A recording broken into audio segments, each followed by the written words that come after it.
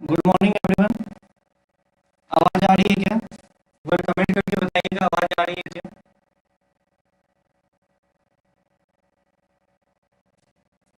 आवाज आ रही है?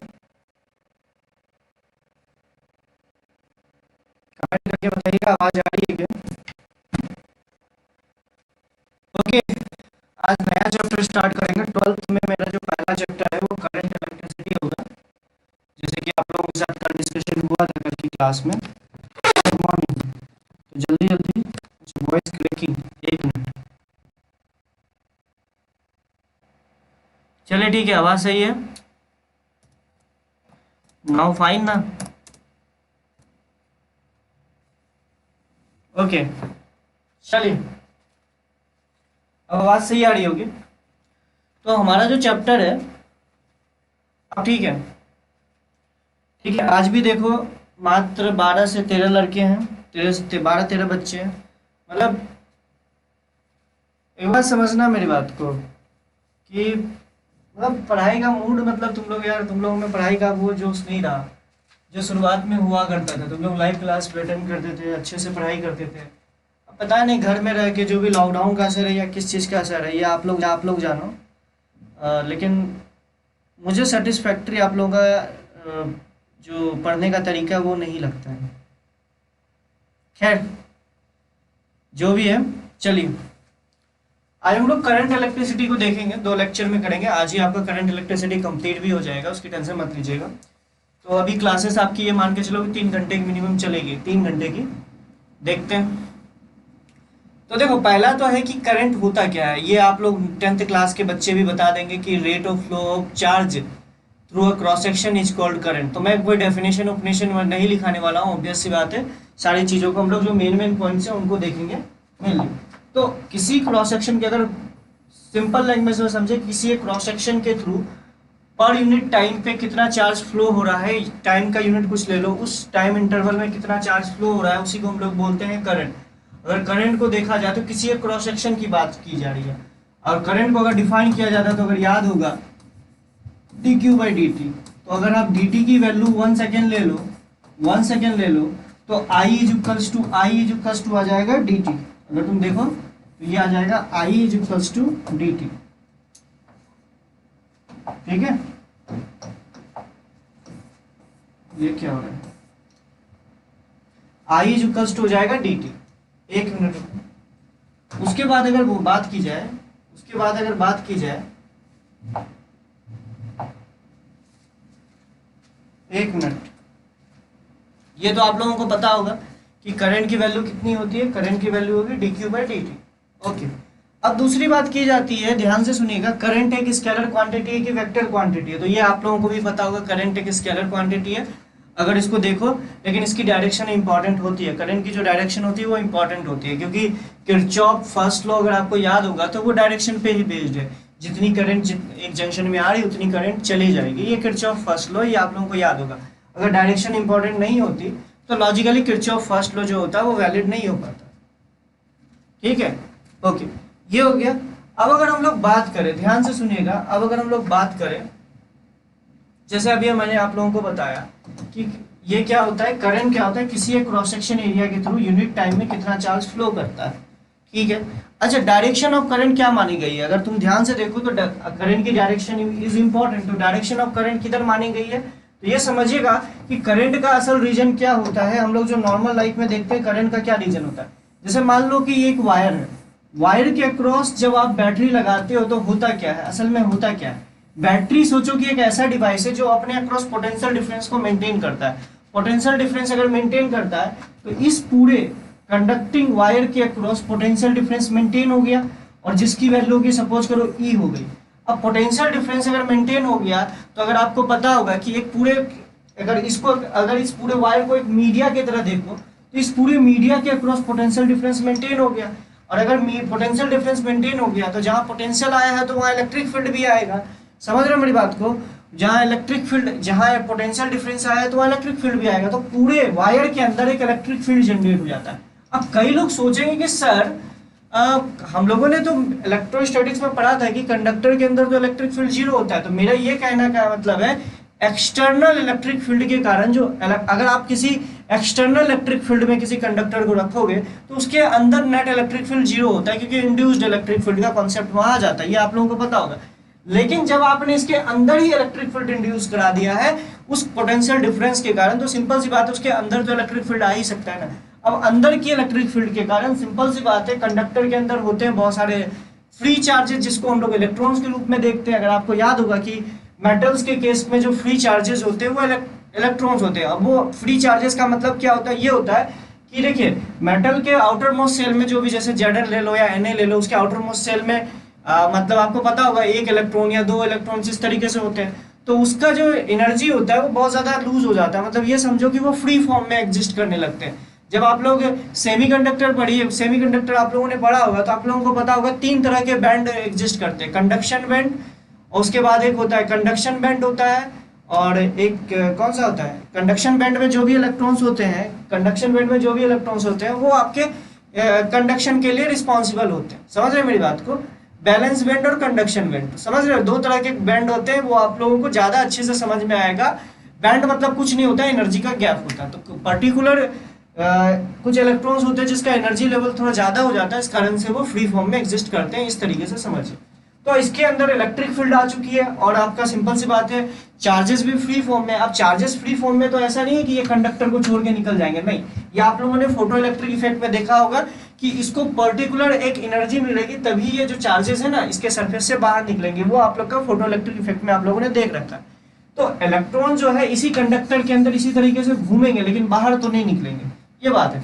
लेकिन जैसे ही आपने इसके अंदर इलेक्ट्रिक फील्ड प्रोड्यूस कर दिया तो क्या होगा, चार्जेस फ्री हैं, अगर इलेक्ट्रॉन है इसको अगर आप इलेक्ट्रिक फील्ड रीजन में रखोगे तो इसको इलेक्ट्रिक फील्ड के अपोजिट डायरेक्शन में फोर्स लगेगा, ये आप लोग जानते हो, समझ रहे हो।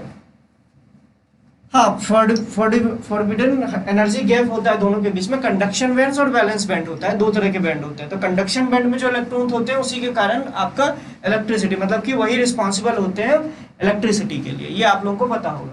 तो मैं ये बोल रहा हूँ कि जब इसके अंदर आपने इलेक्ट्रिक फील्ड प्रोड्यूस किया तो क्या होगा कि इलेक्ट्रॉन्स है फ्री फॉर्म में है तो वो उस पर फोर्स लगता है और वो मूव करने लगते हैं। अगर मूव करने लगेंगे तो लॉजिकल बात है किसी एक क्रॉस सेक्शन एरिया के थ्रू देखोगे तो वहां से आपको नेट चार्ज का फ्लो दिखेगा in time, in any time T. तो इसके कारण आपका कुछ करंट आ जाता है। ऑब्वियस सी बात है, करंट होता क्या है, किसी क्रॉस सेक्शन एरिया के थ्रू एक सेकंड में कितना चार्ज फ्लो कर गया, दैट इज करंट। आप इसको ऐसे भी समझ सकते हो ना, आई को हम लोग ने लिखा था dq/dt, तो dt की वैल्यू 1 पुट कर दो तो इसका मतलब एक सेकंड में एक क्रॉस सेक्शन एरिया के थ्रू कितना चार्ज फ्लो किया, दैट इज द करंट। इस तरीके से भी चलिए ये हो गया। ओके, करंट के बारे में तो हम लोगों ने समझ लिया। अच्छा, करंट की डायरेक्शन क्या होती है? करंट की डायरेक्शन तो इंपॉर्टेंट है। करंट एक स्केलर क्वांटिटी होती है या आप इसको टेंसर क्वांटिटी भी बोल सकते हो। अगर मान लो इधर से 2 एम्पियर करंट आई और आपने वायर को 90 डिग्री अगर इस तरीके से रखा, इधर ये 90 डिग्री और ये 90 डिग्री, तो करंट बताइए कितना हो जाएगा। अगर मान लीजिए इधर से 2 एम्पियर आया, इधर 3 एम्पियर चला गया, तो इसका मतलब है करंट जो है इधर कहीं ना कहीं 1 एम्पियर आया होगा। तो डायरेक्शन इज ऑल्सो इम्पोर्टेंट। तो ये ऐसा नहीं होगा कि ध्यान से देखिए इधर से आई और इधर से आई, ध्यान से देखना, इधर से आई तो वेक्टर अलजेब्रा को फॉलो कर देगी, I1 ये I2 ये I3। तो ध्यान से देखिए ये एंगल उंगल पे डिपेंड नहीं करेगी, एंगल उंगल पे डिपेंड नहीं करेगी। I1 और I2 इस एंगल पे रखा है तो इसका रिजल्टेंट I3 कुछ वेक्टर, जैसे याद करो I1 square plus I2 square into 2I1 I2 into cos theta, इस चीज पे डिपेंड नहीं करती है। ऑब्वियस सी बात है, एंगल उंगल पे डिपेंड नहीं करती है, यानी ये वेक्टर अलजेब्रा को फॉलो नहीं करती। सिंपल सी बात है, ये वेक्टर क्वांटिटी नहीं होगा। कोई भी क्वांटिटी अगर वेक्टर अलजेब्रा को फॉलो नहीं करती है तो वो आपका वेक्टर क्वांटिटी नहीं होगा। इसी तरीके से आपको पता होगा कि स्मॉल एंगुलर डिस्प्लेसमेंट जो होता है वो आपका vector quantity, small angular displacement vector quantity होता है, लेकिन लार्ज एंगुलर डिस्प्लेसमेंट हम वेक्टर क्वांटिटी की तरह ट्रीट नहीं कर सकते। ये आप लोगों को पता होगा। सर आप कॉन्सेप्ट के साथ साथ क्वेश्चंस भी कराइएगा या कॉन्सेप्ट पहले करा दिए लास्ट में एक साथ क्वेश्चन? तो पहले मैं कॉन्सेप्ट करा दूंगा, साथ में थोड़ा थोड़ा क्वेश्चंस भी देख लूंगा, उसकी टेंशन मत लो, ठीक है। अगर हम लोग बात करें डायरेक्शन ऑफ करंट की, तो डायरेक्शन ऑफ करंट ये मानिएगा, ध्यान से सुनिएगा, डायरेक्शन ऑफ करंट क्या माना गया है कि आपने जो इलेक्ट्रिक फील्ड अप्लाई किया, सिंपल सी बात है, करंट तभी आएगा कंडक्टर में जब आप एक्सटर्नल इलेक्ट्रिक, जब उसके अंदर आप इलेक्ट्रिक फील्ड अप्लाई करोगे। क्योंकि भैया एक तरीके से सोचो ना कि अब इन अब्सेंस ऑफ इलेक्ट्रिक फील्ड क्या होगा, चार्ज तो फ्लो, चार्ज तो रैंडम मोशन शो कर रहा होगा, लेकिन नेट अगर तुम किसी क्रॉस सेक्शन एरिया पे देखोगे तो जितना चार्ज राइट साइड से फ्लो किया होगा उतना राइट साइड से लेफ्ट साइड फ्लो कर गया होगा। तो लॉजिकल बात है कि किसी क्रॉस सेक्शन एरिया के थ्रू नेट चार्ज का फ्लो नहीं हुआ होगा, इसलिए उसको हम लोग बोलेंगे कि हमारा कोई करंट फ्लो नहीं किया होगा। अच्छा, कई लोग सोचते हैं कि सर कंडक्टर के अंदर तो जो चार्ज फ्री चार्ज पार्टिकल है वो भी तो रैंडम मोशन करते हैं, तो उसके कारण भी कुछ करंट आना चाहिए। तो उसका रीजन है कि करंट नहीं आता है। उसका बस एक ही रीजन समझ सकते हो कि मान लो किसी कंडक्टर के अंदर एक क्रॉस सेक्शन देख लो, इससे जितना चार्ज इस तरफ गई उतना चार्ज इधर आ गई, तो लॉजिकली आपका नेट करंट तो जीरो हो गया ना। अच्छा, अगर हम लोग बोले डायरेक्शन ऑफ करंट की, तो डायरेक्शन ऑफ करंट माना जाता है, डायरेक्शन ऑफ करंट जो होगी वो अप्लाइड इलेक्ट्रिक फील्ड के डायरेक्शन में होगी। मतलब अगर आपने मान लो कि इलेक्ट्रिक फील्ड इस डायरेक्शन में अप्लाई किया, सिंपल सी बात है, इलेक्ट्रिक फील्ड अप्लाई करोगे कंडक्टर के अंदर तभी करंट आएगा, समझ रहे हो। तो अगर इलेक्ट्रिक फील्ड इस डायरेक्शन में अप्लाई किया है तो करंट की डायरेक्शन भी यही होगी। या आप ये बोल सकते हो, ऑब्वियस सी बात है, आप ये सोचो इलेक्ट्रिक फील्ड अगर आपने इधर अप्लाई किया है तो इलेक्ट्रॉन्स का मूवमेंट इसके अपोजिट डायरेक्शन पे होगा, तो मतलब इलेक्ट्रॉन के मूवमेंट के अपोजिट डायरेक्शन में इलेक्ट्रिक फील्ड इलेक्ट्रिक करंट की डायरेक्शन होगी, और पॉजिटिव चार्ज पे जो फोर्स लगेगा इलेक्ट्रिक फील्ड के द्वारा वो इधर लगेगा। तो सिंपल सी बात है, या आप ये ऐसे बोल सकते हो इलेक्ट्रिक फील्ड की जो डायरेक्शन होगी वो अप्लाइड इलेक्ट्रिक फील्ड के करंट की जो डायरेक्शन होगी वो अप्लाइड इलेक्ट्रिक फील्ड के डायरेक्शन में होगी, या मूवमेंट ऑफ इलेक्ट्रॉन्स के अपोजिट डायरेक्शन में होगी, या मूवमेंट ऑफ पॉजिटिव चार्ज के डायरेक्शन में होगी। ये तो तीन चीज आप बोल सकते हो कि करंट की डायरेक्शन क्या होगी। तो ये आपको यहाँ से दिख रहा है, देखिए इलेक्ट्रॉन्स के मूवमेंट के अपोजिट डायरेक्शन में है करंट की डायरेक्शन, जिधर इलेक्ट्रिक फील्ड आपने लगाया उसी डायरेक्शन में, और पॉजिटिव चार्ज जिस तरफ मूव कर रहा है उसी तरफ हम लोगों ने माना है इलेक्ट्रिक फील्ड की डायरेक्शन होगी। समझ में आया? ठीक है, चलिए ये जरूर लिख लीजिएगा कि direction of electric field, conventional direction of electric field is in the direction of flow of positive charge and opposite to the flow of in the flow of negative charge, और in the direction of applied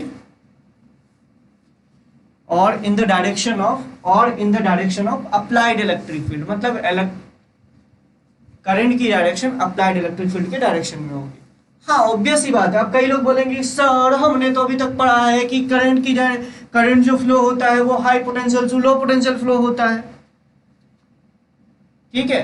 अगर आप कई लोग बोले हैं कि sir electric field current जो flow होता है वो high potential to low potential flow होता है। अच्छा, एक बात बताओ, this is high potential, this is low potential, तो एक बात बताओ इलेक्ट्रिक फील्ड का डायरेक्शन किधर होता है? अगर हम इलेक्ट्रिक फील्ड की डायरेक्शन में जाए, अगर आपको याद होगा तो आपका पोटेंशियल घटता है। तो सिंपल सी बात है, करंट का फ्लो अगर इलेक्ट्रिक फील्ड की डायरेक्शन में है, अगर इलेक्ट्रिक फील्ड की डायरेक्शन में है तो इसका मतलब करंट का फ्लो जो होगा वो high potential to low potential ही हो रहा होगा, क्योंकि आपको याद होगा इलेक्ट्रोस्टैटिक्स में अगर इलेक्ट्रिक फील्ड की डायरेक्शन में जाने पर पोटेंशियल घटता है तो लो इससे भी प्रूफ हो जाएगा, ठीक है। तो इससे भी आप बोल सकते हो। तो डायरेक्शन ऑफ इलेक्ट्रिक फील्ड से तो आपको कंफ्यूजन होना ही नहीं चाहिए। चलिए ठीक है, हो गया, बहुत अच्छी बात है, डायरेक्शन ऑफ इलेक्ट्रिक फील्ड। अच्छा, अब जैसे मैं आपसे बोलूं, ध्यान से सुनिएगा, एक क्रॉस सेक्शन है, मान लो एक क्रॉस सेक्शन है, इस क्रॉस सेक्शन एरिया के थ्रू पर यूनिट टाइम में जो चार्ज फ्लो कर रहा है वो कर रहा है +5Q, और इस तरफ जो चार्ज फ्लो कर रहा है वो कर रहा है -3Q पर सेकेंड, इतना चार्ज फ्लो कर रहा है। तो आप बताइए, ये पर सेकेंड है, ये कितना है? पर सेकेंड, ये है पर सेकेंड। तो आप बताइए करंट इस क्रॉस सेक्शन एरिया के थ्रू कितना होगा? समझ रहे हो? अरे +5Q पर सेकेंड चार्ज इस तरफ फ्लो कर रहा है इस क्रॉस सेक्शन, अरे इसका मतलब ये नहीं कि यहीं से फ्लो कर रहा है पूरे सरफेस से।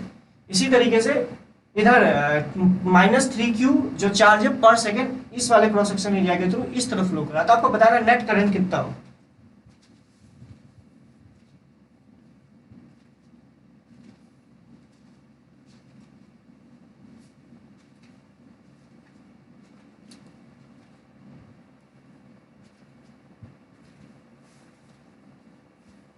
तो देखो +Q के कारण अगर तुम ध्यान से देखो तो करंट इस डायरेक्शन पे हो गई, I1 इसको मान लो, -Q के कारण -3Q के कारण जो करंट हो गई वो इसके अपोजिट डायरेक्शन में, -3Q इस तरफ मूव कर रहा है तो मतलब करंट की डायरेक्शन इस तरफ हो जाएगी, तो इसको I2 मान लो।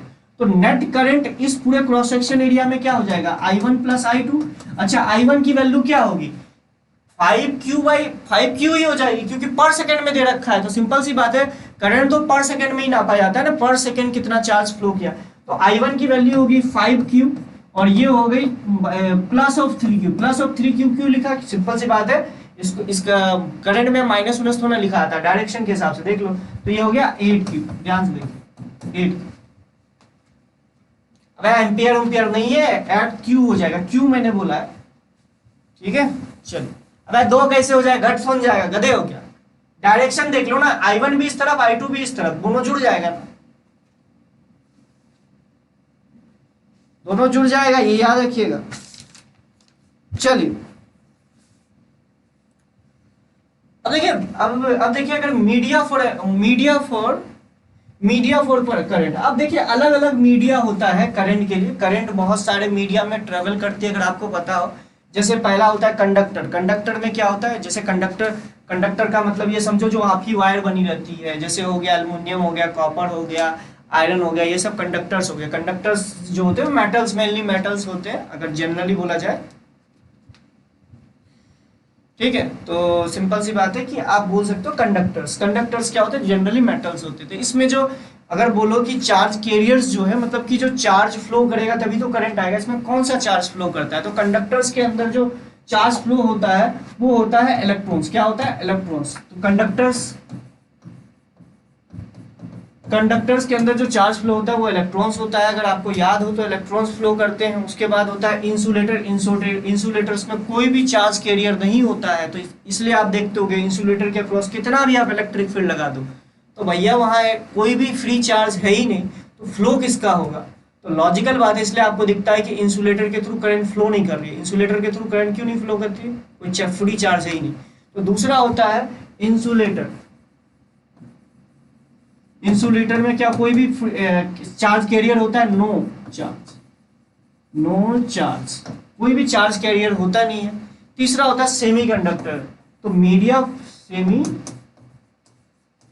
सेमीकंडक्टर्स में जो चार्ज कैरियर्स होता है वो होता है इलेक्ट्रॉन्स एंड होल। अब इलेक्ट्रॉन्स और होल पेयर के बारे में ऑलरेडी आप लोगों को पता ही होगा कि जहां से इलेक्ट्रॉन्स अगर वैलेंस बैंड से अगर कंडक्शन बैंड में चला जाता है इलेक्ट्रॉन्स, तो सिंपल सी बात है वो एक वैकेंसी क्रिएट कर देता है। उसी वैकेंसी को हम लोग बोलते हैं होल्स। समझ रहे हो मेरी बात को, जो वैकेंसी क्रिएट हो जाती है उसी को हम लोग बोलते हैं होल्स। तो सेमीकंडक्टर के केस में दो चार्ज कैरियर्स होते हैं, इलेक्ट्रॉन्स भी होता है, होल्स भी होता है, ठीक है। तो इन दोनों के कारण कुछ करंट आता है, वो हम लोग सेमीकंडक्टर में ऑलरेडी आप लोग, हाँ वही भाई बोल रखा था 3Q और 5Q पर सेकेंड में दे रखा है, तो सिंपल सी बात है 8Q पर सेकेंड आएगा आंसर, ठीक है। तीसरा होता है इलेक्ट्रोलाइटिक सॉल्यूशन। इलेक्ट्रोलाइटिक सॉल्यूशन में मीडिया फॉर चार्ज क्या होता है, मीडिया की बात की जाए कौन सी मीडिया होती है, मतलब अगर मैं बात करूं इसमें चार्ज कैरियर्स क्या होता है, तो ये होता है पॉजिटिव आयन और नेगेटिव आयंस, ये दोनों होते हैं। समझ रहे हो मेरी बात को, पॉजिटिव आयन जैसे Zn+2 हो गया, फिर SO4-2 हो गया, समझ रहे हो मेरी बात को। तो इलेक्ट्रोलाइटिक सोल्यूशन में आयंस होते हैं, और एनायंस और कैटायंस होते हैं जो कि आपका मूव करते हैं, ठीक है। जैसे कि आप लोग गैल्वेनिक सेल ये सब चीज़ों में पढ़ते हो ना कि सॉल्यूशन के अंदर इलेक्ट्रोलाइटिक सॉल्यूशन है तो उसके अंदर कौन से होते हैं। तो ये आपका हो गया मीडिया फॉर करंट, कौन कौन सा मीडिया है जिसके करंट के लिए रिस्पॉन्सिबल होते हैं, ठीक है। उसमें जो चार्ज कैरियर्स है वो क्या क्या है वो मैंने ऑलरेडी आप लोगों को बता दिया, ठीक है। अब बात आती है करंट डेंसिटी की। करंट डेंसिटी क्या होता है, अब देखो तुम्हें एक बात पता होगा कि फिजिक्स में वेक्टर का बहुत ज्यादा महत्व है। कोई भी चीज अगर वेक्टर क्वांटिटी नहीं है तो उसको जबरदस्ती हम लोग वेक्टर क्वांटिटी बनाते हैं। अगर आपको याद होगा स्पीड से भी काम चल सकता था, लेकिन हम लोगों ने जानबूझ के स्पीड का एक अल्टरनेटिव निकाला, वेलोसिटी। उसी तरीके से करंट का भी हमने एक अल्टरनेटिव निकाला कि करंट तो एक वेक्टर क्वांटिटी नहीं है। समझ रहे हो मेरी बात को, हाँ बेटा पढ़े हैं सचिन सिंह सर से, हमें पढ़ाते थे, हाँ पढ़े उनसे, उनका स्टूडेंट रहा हूँ, मोहित भार्गव सर का स्टूडेंट रहा हूँ, अनुराग मिश्रा जो थे उनका स्टूडेंट रहा हूँ। तो मतलब हम लोगों का बैचेज चेंज होता रहता था, ठीक है। चलिए तो अगर हम लोग बात करें तो करंट डेंसिटी भी इसी तरीके से डिफाइन किया गया। करंट डेंसिटी एक वेक्टर क्वांटिटी होता है, मतलब जानबूझ के करंट डेंसिटी एक डिफाइन किया गया। और करंट डेंसिटी को अगर तुम ध्यान से देखो तो इसको इस तरीके से अगर इन शॉर्ट बोला जाए तो current per unit area, current को अगर पर यूनिट एरिया में देखा जाए उसी को हम लोग करंट डेंसिटी बोलते हैं। इसको आप ऐसे भी बोल सकते हो, current is equals to J vector dot D A vector. मतलब अच्छा आपको पता होगा, कई लोग अगर नहीं जानते हो तो एरिया भी एक वेक्टर क्वांटिटी होता है। बेटा ये क्रैश कोर्स का पार्ट है, तुम बोलोगे तो मैं ऑब्वियस सी बात है थोड़ा स्पीड और कर दूंगा, लॉजिकल बात है। तो करंट डेंसिटी को जे होता है, आपको करंट डेंसिटी को हम लोग जेड से दिखाते हैं। और करंट डेंसिटी को आप ऐसे भी बोल सकते हो कि करंट डेंसिटी का जो मैग्नीट्यूड है उसको हम लोग दिखा सकते हैं आई अपॉन ए का मैग्नीट्यूड। समझ रहे हो मेरी बात को? करंट डेंसिटी को आप ऐसे दिखा सकते हो। अच्छा अगर करंट डेंसिटी एक वेक्टर क्वांटिटी है तो उसका कुछ डायरेक्शन होता होगा, तो करंट डेंसिटी की जो डायरेक्शन होती है वो इन द डायरेक्शन ऑफ करंट होता है। जो करंट की डायरेक्शन होगी, जो करंट की डायरेक्शन होती है वही करंट डेंसिटी की डायरेक्शन होती है। यानी करंट डेंसिटी की direction in the direction of electric field होगा और in the direction of movement of positive charge होगा, opposite to the direction of movement of negative charge होगा। तो ये सेम हो गया एक तरीके से, करंट डेंसिटी को हम लोगों ने एक वेक्टर क्वांटिटी की तरह ट्रीट किया है। समझ रहे हो मेरी बात को? तो ये रिलेशन चाहो तो अगर आप याद रख सकते हो, अगर करंट डेंसिटी वेरिएबल हो किसी वायर में तो आप इसको इंटीग्रेट करके सॉल्व कर सकते हो। ऑब्वियस सी बात है, करंट डेंसिटी और एरिया का बीच का एंगल भी देखना पड़ेगा। समझ रहे हो? एरिया वेक्टर का एंगल भी देखना, नॉर्मली 0 डिग्री ही होता है, नॉर्मली आपका 0 डिग्री ही होता है या 180 डिग्री हो जाए, इससे ज्यादा कुछ हो नहीं सकता। समझ रहे हो मेरी बात को? तो एरिया वेक्टर और करंट डेंसिटी के बीच में डायरेक्शन हम लोग देख सकते हैं। ठीक है, चलिए ठीक है, एक क्वेश्चन कर लीजिए करंट डेंसिटी से रिलेटेड। मान लीजिए एक वायर है और बहुत छोटा सा क्वेश्चन, इस वायर का सिलेंड्रिकल वायर्स का रेडियस दे रखा है, इसका जो करंट डेंसिटी है आपको दे रखा है J0 इंटू आर स्क्वायर, ये इसका करंट डेंसिटी दे रखा है। तो इसका जो टोटल रेडियस है इसका टोटल रेडियस आर दे रखा है, ये आपका मिड पॉइंट है, मतलब इसकी रेडियस आर दे रखी है, where R is the distance from the centre. R जो है डिस्टेंस फ्रॉम सेंटर है। तो आई नेट कितना होगा, इस वायर से कितनी करंट फ्लो कर रही होगी, इसकी वैल्यू बताइए।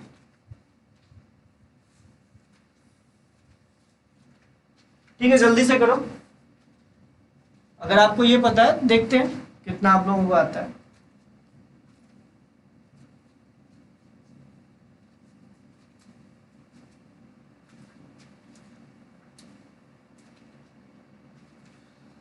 ठीक है,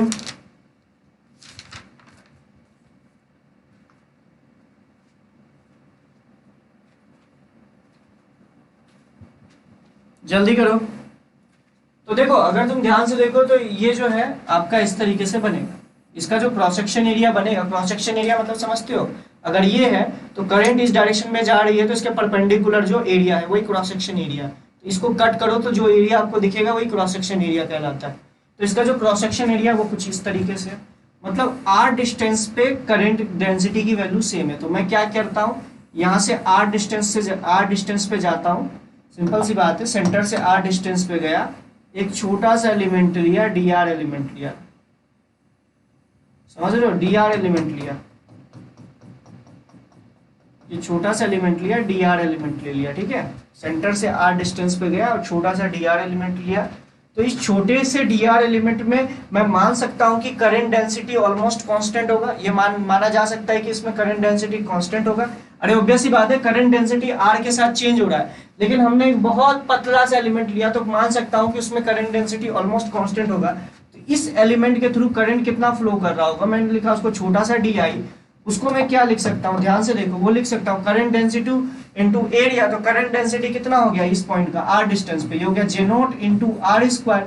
अच्छा, इस वाले एलिमेंट का, ये जो येलो, ये जो रेड कलर का आपको दिख रहा था, इसका एरिया मुझे लगेगा 2 पाई आर इंटू इसकी थिकनेस जो कि है डी आर, तो इसकी एरिया होगी 2 पाई आर इंटू डी आर। तो ये हो गया 2 पाई आर इंटू डी आर। अब इसको इंटीग्रेट कर दीजिए, आर की वैल्यू कहाँ से कहाँ तक जा रही है, आर की वैल्यू जा रही है 0 से लेकर कैपिटल आर तक, इसको इंटीग्रेट कर दीजिए, आपका आंसर आ जाएगा। ठीक है, तो ये तो आपको दिख ही रहा होगा, J0 into 2 pi into R cube into D R, 0 से लेके आर, यही आपकी करंट की वैल्यू आ जाएगी। समझ रहे हैं मेरी बात को, यही आपका आंसर आ जाएगा। ठीक है, चलिए तो वही जो छोटी छोटी बातें, ये इतना चलिए ठीक है। टाइप ऑफ करंट आपको ऑलरेडी पता होगा, डीसी करंट, अल्टरनेटिंग करंट। तो डीसी करंट क्या होता है, जिसका कि डायरेक्शन हमेशा कांस्टेंट रहे, मतलब कि डायरेक्शन एक ही डायरेक्शन में जो करंट फ्लो करे, ऑब्वियस सी बात है वो डीसी करंट हो गया। अल्टरनेटिंग करंट जिसका कि डायरेक्शन एक टाइम इंटरवल के बाद या वो चेंज हो रहा हो, तो उसको अल्टरनेटिंग करंट बोलेंगे, क्योंकि उसकी डायरेक्शन चेंज हो रही है। ठीक है, तो कभी वो, अगर ध्यान से सुनो, डीसी करंट को आप इस तरीके से सोच सकते हो। मान लो एक वायर है, अभी मान लो करंट इस डायरेक्शन में फ्लो कर रही है, तो हमेशा इसी डायरेक्शन में करंट फ्लो करेगी, चाहे इसका मैग्नीट्यूड बढ़े चाहे घटे, इसको डीसी करंट ही बोलेंगे। लेकिन अल्टरनेटिंग करंट क्या होगा कि कुछ समय के लिए करंट इधर फ्लो कर रही है इस डायरेक्शन में, फिर कुछ देर बाद इधर करने लग गई, तो डायरेक्शन करंट का चेंज हो रहा है, तो उसको कहेंगे अल्टरनेटिंग करंट। इसी तरीके से होता है स्टडी करंट। स्टडी करंट क्या होता है, मतलब ये समझो कि करंट की वैल्यू कांस्टेंट रह जाएगी। मतलब कि अगर करंट को देखा जाए तो पर यूनिट वॉल्यूम में, अगर ध्यान से देखो, किसी वायर के अंदर अगर बोलो कि स्टडी करंट है, तो उसका क्या मतलब है, उसका मतलब ये है इसके पर यूनिट वॉल्यूम में जितनी इसमें चार्ज एंटर कर रही है उतनी चार्ज बाहर जा रही है। तो मतलब पर यूनिट वॉल्यूम में चार्ज की जो वैल्यू है वो कांस्टेंट रह रही है, इसी को हम लोग स्टडी करंट बोलते हैं। मतलब कि करंट की वैल्यू कांस्टेंट रहे, करंट की वैल्यू टाइम के साथ चेंज ना हो, इसी को हम लोग बोलते हैं स्टडी करंट। मतलब जितनी करंट आएगी उतनी करंट चली जाएगी, कोई चार्ज का एक्यूमुलेशन अगर वॉल्यूम में नहीं होगा, किसी वॉल्यूम में, उस वायर के वॉल्यूम में, तो सिंपल सी बात है, इसको बोलेंगे स्टडी करंट। ठीक है, चलिए ये आपको समझ में आया स्टडी करंट ये सब क्या होता है। सर एसी में फिक्स टाइम इंटरवल होना चाहिए। नॉर्मली फिक्स टाइम इंटरवल ले सकते हो, लेकिन कोई ज़रूरी नहीं है। हाँ नॉर्मली होता है, हम लोग मेनली जो एसी पढ़ते हैं ना वो फिक्स टाइम इंटरवल के लिए पढ़ते हैं। मतलब एक पर्टिकुलर टाइम इंटरवल के बाद ना आपका क्या होता है कि चीज़ें, मतलब कि डायरेक्शन चेंज होती है। सिलेबस में यही चीज़ पढ़ते हैं। अगर टाइम इंटरवल फिक्स ही नहीं है तो उसके बारे में कैसे आप गेस कर सकते हो, सोचना इसके बारे में। ठीक है, और भी बहुत सारे करंट के टाइप्स होते हैं। डिस्प्लेसमेंट करंट, जो कि आपको पता होगा, डिस्प्लेसमेंट करंट किसके बीच में होता है, कैपेसिटर प्लेट के बीच में होता है। तो डिस्प्लेसमेंट करंट का कॉन्सेप्ट वहाँ होता है। ट्रांजिएंट करंट होता है, फिर ईडी करंट होता है। ईएमआई में पढ़ोगे ईडी करंट के बारे में, समझ रहे हो मेरी बात। अब हम लोग बात करेंगे ड्रिफ्ट स्पीड के बारे में। ड्रिफ्ट स्पीड असल में होता क्या है, समझिएगा मेरी बात को, होता क्या है। ड्रिफ्ट स्पीड क्या होता है, मान लो एक कंडक्टर है, ऑलरेडी मैंने इसके बारे में आप लोगों को अभी थोड़ी देर पहले बताया था, लेकिन फिर भी थोड़ा सा आइडिया ले लो कि कंडक्टर है। कंडक्टर के अंदर मान लो कि बहुत सारे, ऑब्वियस सी बात है, कंडक्टर के अंदर बहुत सारे फ्री चार्जेस होंगे। फ्री चार्जेस होंगे तो सिंपल सी बात है, जिस तरीके से किसी कंटेनर के अंदर आप गैसेस मॉलिक्यूल्स को रखते हो तो उनका रैंडम मोशन होता है, उसी तरीके से जो चार्ज, इसके अंदर जो इलेक्ट्रॉन्स है जो फ्री फॉर्म में है कंडक्टर में, उसका नंबर बहुत ज़्यादा होता है, तो वो भी मूव करते हैं कंडक्टर के अंदर में। ये आप जैसे इसको इस तरीके से मान सकते हो, जैसे कंटेनर के अंदर गैस रखा हुआ है तो गैसेस मॉलिक्यूल्स इस तरीके से रैंडम मोशन करते हैं ना, जिगजैग मोशन। उसी तरीके से सेम मैनर में ये समझो कि इलेक्ट्रॉन से भरा हुआ है कंटेनर और इलेक्ट्रॉन्स मूव कर, समझ रहे। नहीं बेटा नोट्स आपको नहीं मिलेगा, यहीं पे जो चीज़ें बता रहा हूँ, जो चीज़ें आपको लगी आप लोग नोट करते जाइएगा, समझ रहे मेरी बात को। अगर मेरा मन किया आगे चल के मैं अपने क्लासरूम नोट्स आपके शेयर करूँ तो वो मेरी बात होगी, लेकिन अभी जो आपको मैं पढ़ा रहा हूँ वो चीज़ आप नोट करते जाइए, ठीक है। अब अगर तुम ध्यान से देखो तो किसी एक पर्टिकुलर क्रॉस सेक्शन एरिया के थ्रू देखो तो होता क्या, जितनी चार्ज इधर जाती है इलेक्ट्रॉन्स उतनी ही सेम चार्ज इधर अमाउंट में आ जाती है, तो नेट करंट जीरो हो जाता है। अब हम लोग क्या करते हैं, नेट करंट जीरो हो जाता है तो हम लोग क्या करते हैं, एक बैटरी लगाए, जैसे मान लो एक बैटरी लगाए, तो बैटरी का काम क्या है, पोटेंशियल डिफरेंस को मेंटेन करना। तो वो क्या करता है, पोटेंशियल डिफरेंस मेंटेन करता है। पोटेंशियल डिफरेंस आ गया मतलब कि सर्किट में कुछ ना कुछ इलेक्ट्रिक फील्ड आएगा। अब जैसे इलेक्ट्रिक फील्ड आती है तो होता क्या है कि इन सभी चार्जेस जो फ्री फॉर्म चार्जेस हैं उसमें फोर्स लगना चालू हो जाता है, क्योंकि इलेक्ट्रिक फील्ड में जैसे ही कोई चार्जेस या इलेक्ट्रॉन्स या पॉजिट्रॉन कोई भी आएगा तो उसमें ऑब्वियस सी बात है फोर्स लगना चालू हो जाएगा। और फोर्स किधर लगेगा, electric field, applied electric field के अपोजिट डायरेक्शन में। तो ये आपका हाई पोटेंशियल है और ये आपका लो पोटेंशियल है। तो एक बात बताओ, ये भी आपका हाई पोटेंशियल हो जाएगा और ये लो पोटेंशियल टर्मिनल हो जाएगा। अगर तुम ध्यान से देखो तो इलेक्ट्रिक फील्ड की डायरेक्शन किधर होगी, सिंपल सी बात है, high potential to low potential की ओर होगी। अगर high potential to low potential की होगी तो एक बात बताइए, इलेक्ट्रॉन का मूवमेंट कितना हो जाएगा। मुझे लगता है इलेक्ट्रॉन्स का मूवमेंट जो होगा उसको मैं ग्रीन कलर से दिखा रहा हूँ, इलेक्ट्रॉन का मूवमेंट इस डायरेक्शन में स्टार्ट हो जाएगा, सब पे फोर्स लग जाएगा। अच्छा इलेक्ट्रिक फील्ड की वैल्यू कितनी हो जाएगी, अच्छा एक बात बताइए, इलेक्ट्रिक फील्ड की वैल्यू कितनी हो जाएगी। ध्यान से सोच के बताइए इलेक्ट्रिक फील्ड की वैल्यू कितनी होगी। सिंपल सी बात है, इलेक्ट्रिक फील्ड की वैल्यू हम लोग ई मान लेते हैं, और ई और भी के बीच में रिलेशन आप लोगों को पता होता है। आई थिंक ई और भी के बीच में तो आपको रिलेशन पता ही होगा, ठीक है। ई की वैल्यू कितनी होगी, ई की जो वैल्यू होती है वो भी की जो वैल्यू होती है ई डॉट डी एल। अगर आपको याद होगा V is equals to E dot D L होता है, यानी आप इसको ऐसे बोल सकते हो ई इज इक्वल्स टू, आप लिख सकते हो डेल्टा भी अपॉन एल, ये भी लिख सकते हो ना, ये अगर आपको याद होगा, ठीक है। तो अगर इस कंडक्टर की लेंथ अगर एल मान लोगे और इस कंडक्टर के क्रॉस पोटेंशियल डिफरेंस अगर डेल्टा भी है, तो इलेक्ट्रिक फील्ड की वैल्यू कितनी हो जाएगी, डेल्टा भी बाई एल हो जाएगी। लॉजिकली सोचना, डेल्टा भी बाई एल या डेल्टा भी बाई डी आप बोल रहे हो, कोई सेम ही बात है, ठीक है। डेल्टा भी मतलब पोटेंशियल डिफरेंस हो गया, high potential minus low potential is the delta भी। ओके, अगर तुम ध्यान से देखो तो इन सभी इलेक्ट्रॉन्स पे कितना फोर्स लग रहा होगा, जो फोर्स लग रहा होगा इन इलेक्ट्रॉन्स, इलेक्ट्रिक फोर्स जो लग रहा होगा इलेक्ट्रॉन्स पे, वो लग रहा होगा E into e upon mass of electron, अच्छा सॉरी E इंटू ई, ये हो गया फोर्स ऑन इलेक्ट्रॉन्स। तो इसका एक्सेलरेशन कितना हो जाएगा, एक्सेलरेशन की जो वैल्यू होगी वो हो जाएगा E into e upon m. तो ध्यान से देखिए सभी चार्जेस पार्टिकल का जो एक्सेलरेशन होगा वो इतने के बराबर, एम ई का मतलब है मास ऑफ इलेक्ट्रॉन और कुछ नहीं है, मास ऑफ इलेक्ट्रॉन। तो अगर तुम ध्यान से देखो तो जितने भी पार्टिकल्स, जितने भी इलेक्ट्रॉन्स थे वो अगर तुम देखो तो अगर मैं मान लूं कि इसमें हजारों करोड़ों इलेक्ट्रॉन्स है, तो सभी का वेलोसिटी मान लो, पहले वाली की वेलोसिटी, फाइनल वेलोसिटी को मैंने सभी की इनिशियल वेलोसिटी कुछ मान लो u1 u2 u3 u4, इन सब का कुछ इनिशियल वेलोसिटी होगा, इसी तरीके से डॉट डॉट डॉट। अब मान लो इलेक्ट्रिक फील्ड लगाने के कारण इसकी फाइनल वेलोसिटी कुछ भी होगी, तो v1 की वैल्यू आप क्या लिखोगे, v1 v is equals to u plus at होता है, u माइनस at भी आप बोल सकते हो, तो v इज इक्वल्स टू लिख सकते हो u1 वेक्टर माइनस ऑफ क्या लिखोगे, minus of e into e upon m e into क्या लिखोगे t1। अच्छा t1 t2 क्या है ये हम लोग अभी बात करेंगे।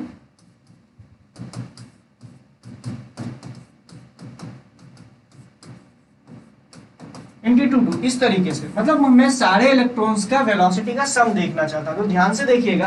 अच्छा ये T1 T2 क्या है, ये T1 T2 है रिलैक्सेशन टाइम। और रिलैक्सेशन टाइम अगर आपने केडीजी ठीक से पढ़ा होगा तो आपको याद होगा, रिलैक्सेशन टाइम होता है एक गैसेस मॉलिक्यूल दूसरे दो गैसेस मॉलिक्यूल जब मूव करता है तो ऑब्वियस सी बात है उनके बीच में कॉलिजन्स होता है, तो एक कॉलिजन से दूसरे कॉलिजन्स के बीच का जो टाइम होता है वो रिलैक्सेशन टाइम होता है। तो हमने इसी तरीके से देखा कि अगर हम लोग यहाँ पे ध्यान से देखिए तो क्या होगा कि जैसे हम इलेक्ट्रिक फील्ड लगाएंगे तो इलेक्ट्रॉन्स तो मूव कर रहा होगा कुछ u1 वेलोसिटी से। अब जैसे इस पे फोर्स लगेगा तो इसकी वेलोसिटी जो है वो कुछ चेंज हो जाएगी। वो चेंज कैसे होगी, डायरेक्ट, ऑब्वियस सी बात है, सभी का एक्सेलरेशन तो एक ही डायरेक्शन में है और कांस्टेंट है, तो मैं लिख सकता हूँ v1 is equal to u1 minus of e into ई1 इंटू एम ई। अच्छा t1 क्यों लिखा, सिंपल सी बात है, मान लो इस पे इलेक्ट्रिक फील्ड लगा और कब तक इलेक्ट्रिक फील्ड लगे, कब तक इसकी वेलोसिटी चेंज होती रहेगी, तब तक इसकी वेलोसिटी चेंज होती रहेगी जब तक ये कोलाइड ना करे। कोलिजन से पहले, कोलिजन के बाद इसका जो मोशन होगा, इसका जो पाथ होगा वो स्ट्रेट लाइन होगा, तभी तो ये जो हम इक्वेशन लगाते हैं वो 1D इक्वेशन ही तो तभी तो लगा सकते हैं ना। तो मैंने एक कोलिजन से दूसरे कोलिजन के बीच में इसमें वेलोसिटी में कितना चेंज हो रहा होगा वो मैंने लिखा है असल में। तो इसको देखो समेशन ऑफ डेल्टा, ये भी इज इक्वल्स टू हो जाएगा summation of u minus of e upon m e into, सबको जोड़ दो T1 से लेकर Tn तक ये जुड़ जाएगा। तो अच्छा इसी का अगर हम लोग एवरेज ले लें, इसको हम लोग n से डिवाइड कर दें, अगर n इलेक्ट्रॉन्स है तो इसको n से डिवाइड कर दें, इसी तरीके से ये भी n से डिवाइड हो जाएगा और इसी तरीके से ये भी n से डिवाइड हो जाएगा। अगर तुम ध्यान से देखो किसी एक क्रॉस सेक्शन के थ्रू जितना चार्ज इधर गया उतना चार्ज इधर गया, तो ओवरऑल अगर तुम इनका वेलोसिटी का वेक्टर सम कर दोगे तो सिंपल सी बात है वो जीरो आ जाएगा। किसी भी एक पॉइंट पे या किसी भी एक क्रॉस सेक्शन के थ्रू अगर आप इनिशियल वेलोसिटीज का सम, वेक्टर सम कर दोगे तो जीरो हो जाएगा। लॉजिकली आना भी चाहिए, क्यों लॉजिकली आना चाहिए, लॉजिकली सोचना कि अगर वेक्टर सम जीरो नहीं हो रहा होगा तो इसका मतलब है कुछ ना कुछ चार्ज या तो इधर गया होगा या तो इधर गया होगा, कुछ ना कुछ चार्ज या तो इधर गया होगा या तो इस तरफ गया होगा। उसका बस एक ही मतलब होता है, कुछ करंट होना चाहिए। जबकि आप कोई एक नॉर्मल सा कंडक्टर को किसी बल्ब के थ्रू जोड़ोगे तो कोई बल्ब थोड़ा जलने लगता है, अगर बल्ब तभी जलता है जब करंट फ्लो हो रहा हो। तो लॉजिकली कोई भी चार्ज फ्लो नहीं किया होगा क्रॉस सेक्शन एरिया के थ्रू, मतलब जितना इधर चार्ज गया उतना उधर चल गया, उसका नेट वेलोसिटी का जो वेक्टर सम करोगे तो सिंपल सी बात है वो जीरो हो जाएगा। तो ये तो टर्म हो गया जीरो। अच्छा ये जो वेलोसिटी, फाइनल वेलोसिटी जो हमें प्राप्त हुआ उसका एवरेज ले ले, उसी को हम लोग बोलते हैं ड्रिफ्ट वेलोसिटी। मतलब ड्रिफ्ट वेलोसिटी आपकी आ गई, ध्यान से देखिए, ड्रिफ्ट वेलोसिटी आपकी हो गई average final velocity gain by electrons. तो एवरेज फाइनल वेलोसिटी कितनी हो गई, वो एवरेज, तो ये आपका हो गया E upon ME into tau. Tau क्या है, एवरेज रिलैक्सेशन टाइम। मान लो कि एक इलेक्ट्रॉन्स को दूसरे, मतलब मान लो पहला एक इलेक्ट्रॉन है, उसको दो सक्सेसिव कोलिजन्स के बीच में टाइम लग रहा है T1, दूसरे को थोड़ा ज्यादा लग रहा है, थोड़ा कम लग रहा है, उन सभी का कलेक्टिव एवरेज रिलैक्सेशन टाइम जो हम लोगों ने निकाल लिया, उसी को हम लोग टाउ बोल रहे हैं। ऑब्वियस सी बात है, यहाँ पे माइनस का सिंबल आ रहा है। माइनस का सिंबल इसलिए भी आ रहा है, सिंपल सी बात है, तुम लॉजिकली सोचना कि इलेक्ट्रिक फील्ड के अपोजिट डायरेक्शन में ड्रिफ्ट वेलोसिटी होगी। n जो है नंबर ऑफ इलेक्ट्रॉन्स है भाई, मैंने n ये इस तरीके से n नंबर ऑफ इलेक्ट्रॉन्स लिए हैं ना इस कंडक्टर में, उस तरीके से लिया है, तो ये आपका ड्रिफ्ट वेलोसिटी का एक्सप्रेशन आता है। तो ये मैंने आपको ड्रिफ्ट वेलोसिटी का एक्सप्रेशन बता दिया। तो ड्रिफ्ट वेलोसिटी अगर आप डेफिनेशन भी सुनते होगे, the average velocity gain by the free electron of a conductor, ठीक है, is called drift velocity when electric field is applied. The average velocity gain by the electrons when electric field is applied is called drift velocity। तो drift velocity ये होता है कि average कितनी velocity gain की गई होगी इलेक्ट्रॉन्स के द्वारा जब इलेक्ट्रिक फील्ड हमने अप्लाई किया। तो मुझे एक बात यहाँ से पता चले कि ड्रिफ्ट वेलोसिटी जो आएगी वो मेरा कितना आ जाएगा, minus E into electric field vector upon ME into tau. Tau क्या है, रिलैक्सेशन टाइम। अच्छा, कई लोग बोलेंगे कि सर SC वर्मा में हाफ दे रखा है, हाफ का टर्म आता है, तो मैं आपको यही बोलूंगा कि SC वर्मा में हाफ का टर्म तो आता है, लेकिन अगर आप ध्यान से देखिएगा NCERT में यही एक्सप्रेशन दिया था। जब भी आपको कंफ्यूजन हो कि भैया SC वर्मा में कुछ और बुक में हाफ का टर्म आ रहा है और यहाँ पे मतलब कुछ और टर्म आ रहा है, तो ये कैसे करेंगे, तो इसका मैं एक आंसर भी दे दे रहा हूँ कि देखिए, अगर आप ध्यान से देखो तो आपको याद होगा कि S is equals to UT plus of half AT square अगर तुम लगाओ तो ध्यान से देखो, अगर इसी तरीके से अगर तुम ध्यान से देखो तो सभी इलेक्ट्रॉन्स एवरेज कितना डिस्प्लेस हुआ, अगर हम उसको S मान लें और ये क्या है U फाइनल है, और इलेक्ट्रॉन्स का ऑब्वियस सी बात है आपको ये पता है कि, सुनना मेरी बात को, ये आपको पता है, ध्यान से देखिएगा, S is equals to UT plus half AT square लगा हुए, तो ध्यान से देखना आपको यहाँ से S की वैल्यू पता चल जाएगा। मतलब दो कोलिजन्स के बीच में एवरेज कितना डिस्टेंस ट्रेवल किया एक इलेक्ट्रॉन ने, अगर वो आपको पता चल गया तो ड्रिफ्ट वेलोसिटी को आप ये बोल सकते हो, ड्रिफ्ट वेलोसिटी को आप बोल सकते हो दो कोलिजन्स के बीच में कितना डिस्टेंस ट्रेवल किया, that is L upon tau, इससे आपका आ जाएगा ड्रिफ्ट वेलोसिटी। यही चीज आपका SC वर्मा में किया है, इसलिए ये हाफ का फैक्टर आता है। ऐसे भी करना कोई गलत बात नहीं है, बस आपको प्रोपोर्शनैलिटी समझ में आनी चाहिए कि drift velocity is directly proportional to applied electric field. ये बात मुझे यहाँ से समझ में आ रही है, देख लीजिए, क्योंकि इलेक्ट्रॉन्स ये क्या है, charge on electron, mass of electron, और टाउ क्या है आपका एवरेज रिलैक्सेशन टाइम, या रिलैक्सेशन टाइम भी बोल सकते हो कि दो इलेक्ट्रॉन्स के कोलिजन्स के बीच में कितना टाइम लगा, दैट इज रिलैक्सेशन टाइम। और रिलैक्सेशन टाइम जो होता है ये टेम्परेचर पे डिपेंड करता है, ये बात याद रखिएगा, टेम्परेचर पे डिपेंड करता है। अगर तुम टेम्परेचर बढ़ाओगे तो सिंपल सी बात है, इलेक्ट्रॉन्स जो है वो जो पहले कंडक्टर के अंदर कुछ स्पीड से मूव कर रहे थे, उसकी स्पीड बढ़ जाएगी। अगर उसकी स्पीड बढ़ेगी तो सिंपल सी बात है कि अगर उसकी स्पीड बढ़ेगी तो वो जल्दी जल्दी टकराने लगेंगे। अगर जल्दी जल्दी टकराने लगेंगे तो दो कोलिजन्स के बीच का टाइम भी घट जाएगा। तो मतलब टाउ जो है रिलैक्सेशन टाइम बोल दो या एवरेज रिलैक्सेशन टाइम जो है वो टेम्परेचर का फंक्शन होता है। अगर हम टेम्परेचर को बढ़ाएंगे, याद रखिएगा, तो टाउ घटता है, अगर टेम्परेचर को घटाएंगे तो टाउ बढ़ता है। अच्छा, ये बात तो याद रखिएगा कि टाउ मतलब क्या होता है, रिलैक्सेशन टाइम, दो कोलिजन्स के बीच का टाइम, समझ रहे हो, ये टेम्परेचर का फंक्शन होता है। टेम्परेचर बढ़ाओ घटाओ उस हिसाब से रिलैक्सेशन टाइम पे फर्क पड़ेगा, ठीक है, ये आपको समझ में आ चुका होगा। अच्छा, कई बार for high value of electric field tau is also depend on electric field. For low value of electric field, normal value of electric field के लिए टाउ जो होता है, रिलैक्सेशन टाइम जो होता है, वो ओनली टेम्परेचर का फंक्शन होता है। लेकिन high value of electric field के लिए टाउ जो होता है temperature as well as electric field का भी फंक्शन हो जाता है। तो ये छोटी छोटी बातें जो थ्योरी पार्ट था वो मैंने ऑलरेडी आप लोगों को बता दिया। ये तो हो गया ड्रिफ्ट वेलोसिटी का रिलेशन। अगर यहाँ पे हाफ का जो रूप आता है, हाफ का टर्म आता है, तो उसका भी मैंने रिलेशन आपको बता दिया है, रीजन बता दिया कि 80 वर्मा में असल में क्यों इस तरीके से किया गया, ठीक है। चलिए, एक और रिलेशन आता है, उसको मैं डिराइव नहीं करूंगा, बस मैं डायरेक्टली बता देता हूं, एक और रिलेशन होता है I is equals to N E A V D, ये दूसरा रिलेशन आता है, I is equals to N E A V D, तो ये दूसरा रिलेशन आता है। अच्छा ये क्या होता है इसके बारे में जान लो कि किसी एक वायर के थ्रू अगर करंट फ्लो कर रही है तो उस करंट की वैल्यू होगी एन, क्या होता है एन जो होता है number of free electron, number of free electron per unit volume of conductor, मतलब कंडक्टर, तो ये समझिएगा इस कंडक्टर के अंदर पर यूनिट वॉल्यूम में कितनी फ्री चार्ज अवेलेबल है, ये आपका बोलता है, इसको कहते हैं हम एन। ई क्या है चार्ज ऑन इलेक्ट्रॉन, ए क्या है क्रॉस सेक्शन एरिया, और वी डी क्या है ड्रिफ्ट वेलोसिटी। तो ये करंट और ड्रिफ्ट वेलोसिटी के बीच में एक अच्छा रिलेशन बता देता है। इससे आप इसको ऐसे भी लिख सकते हो, देखो करंट को नीचे एरिया को नीचे ले आओ तो आई बाई ए कितना हो जाएगा, जे के बराबर हो जाएगा, तो J is equals to N E V D. तो यहाँ से आप दूसरा भी क्वांटिटी देख सकते हो, ये दो रिलेशन आ गया कि ड्रिफ्ट वेलोसिटी और करंट डेंसिटी के बीच में भी रिलेशन आप निकाल सकते हो। अच्छा करंट एक स्केलर क्वांटिटी था इसलिए हम लोगों ने इसका मैग्नीट्यूड लिया है, और अगर यहाँ पे देखिए करंट और ड्रिफ्ट वेलोसिटी करंट डेंसिटी एक वेक्टर क्वांटिटी है, इसलिए सिंपल सी बात इसका इक्वेशन लगाया। ठीक है, आई होप आप लोगों को समझ में आया होगा।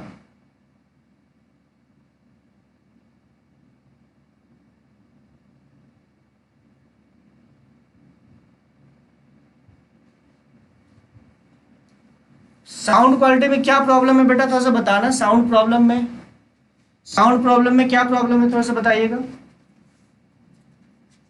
साउंड में क्या प्रॉब्लम आ रही है बताइएगा थोड़ा सा।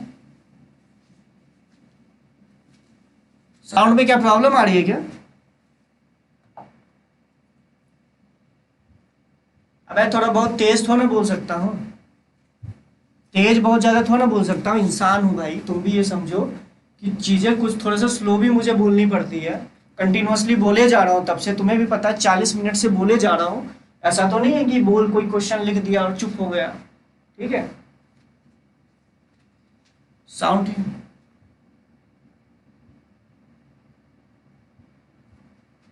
तो थोड़ा सा साउंड अगर डाउन हो जाए तो ये समझ लेना कि सर भी इंसान है, लाउड स्पीकर नहीं कि बोलते चले जाएंगे, सिंपल सी बात है, समझिएगा। 40 मिनट से कंटिन्यूअसली बोल रहा हूँ तो थोड़ा सा साउंड अगर लो भी हो तो ये बात समझ जाइएगा। ठीक है, ओके। अभी हम लोगों ने दो रिलेशन देखा, अगर आपको याद होगा तो दो रिलेशन लिखा। पहला तो देखा drift velocity is equals to minus e e into tau by m. पहला तो ये रिलेशन है। कहीं पे अगर हाफ का टर्म आ रहा हो तो ये बात आपको समझ में आना चाहिए कि हाफ का टर्म क्यों आ रहा है, वो आपको दिखेगा। ठीक है, दूसरा अगर हम लोग देखें तो हमारे पास दूसरा रिलेशन आया जे इक्वल्स टू, अगर तुम ध्यान से देखो तो आया था एन ई वी डी। ठीक है, ये दो रिलेशन आया। तो अगर तुम इसको ध्यान से देखो तो हम क्या करेंगे, सिंपल सी बात है, एक बात समझना, ये तो हम लोगों ने चार्ज के लिए देखा। अगर हम लोग पॉजिटिव चार्ज के लिए देखें तो सिंपल सी बात, नेगेटिव चार्ज के लिए देखो तो ड्रिफ्ट वेलोसिटी और इलेक्ट्रिक फील्ड का अपोजिट डायरेक्शन होगा, क्योंकि तुम लॉजिकली सोचना कि करंट अगर इलेक्ट्रिक फील्ड आपने इस तरफ लगाया तो ड्रिफ्ट वेलोसिटी इस डायरेक्शन में होगा, लेकिन अगर पॉजिटिव चार्ज के लिए देखोगे तो ये प्लस में आएगा। समझ रहे हो मेरी बात को? उसी तरीके से यहाँ पे भी देखा जाए तो करंट डेंसिटी और ड्रिफ्ट वेलोसिटी के बीच में नेगेटिव का, अगर मैग्नीट्यूड वाइज नहीं लो, अगर मैग्नीट्यूड वाइज ना लो तो नेगेटिव का रिलेशन आएगा किस में, इन केस ऑफ इलेक्ट्रॉन्स। लेकिन अगर आप पॉजिटिव चार्ज ले लोगे तो यहाँ प्लस का सिंबल आ जाएगा। समझना मेरी बात को?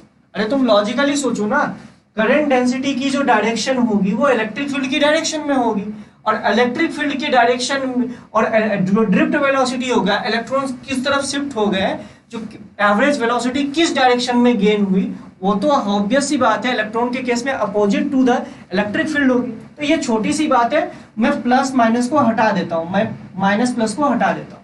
ये दो रिलेशन है, इन दोनों के रिलेशन से, ठीक है, इन दोनों के रिलेशन से हम लोग अब नया निकालेंगे जो आप लोग पढ़ते हो, ओम्स लॉ। ओम्स लॉ क्या होता है अगर आपको याद होगा तो रट के रखे हो 9th 10th क्लास से, V equals to I R. अबे गधेरे, Ohm's law V equals to I R तो होता है, लेकिन आया कहां से? वो यहाँ से आता है। ये दो रिलेशन अगर आपको पता है कि करंट डेंसिटी, ये दोनों याद ही रखना, आपको पता होना चाहिए। और ये जो माइनस कहाँ लगेगा, माइनस कब लगेगा, इन दोनों में, ये भी आपको पता होना चाहिए, समझ रहे हो।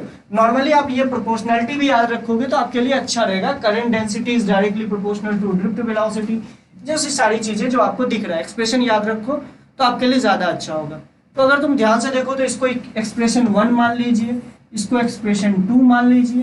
तो हम लोग क्या करते हैं, ड्रिफ्ट वेलोसिटी की वैल्यू इस वाले एक्सप्रेशन में पुट कर देते हैं।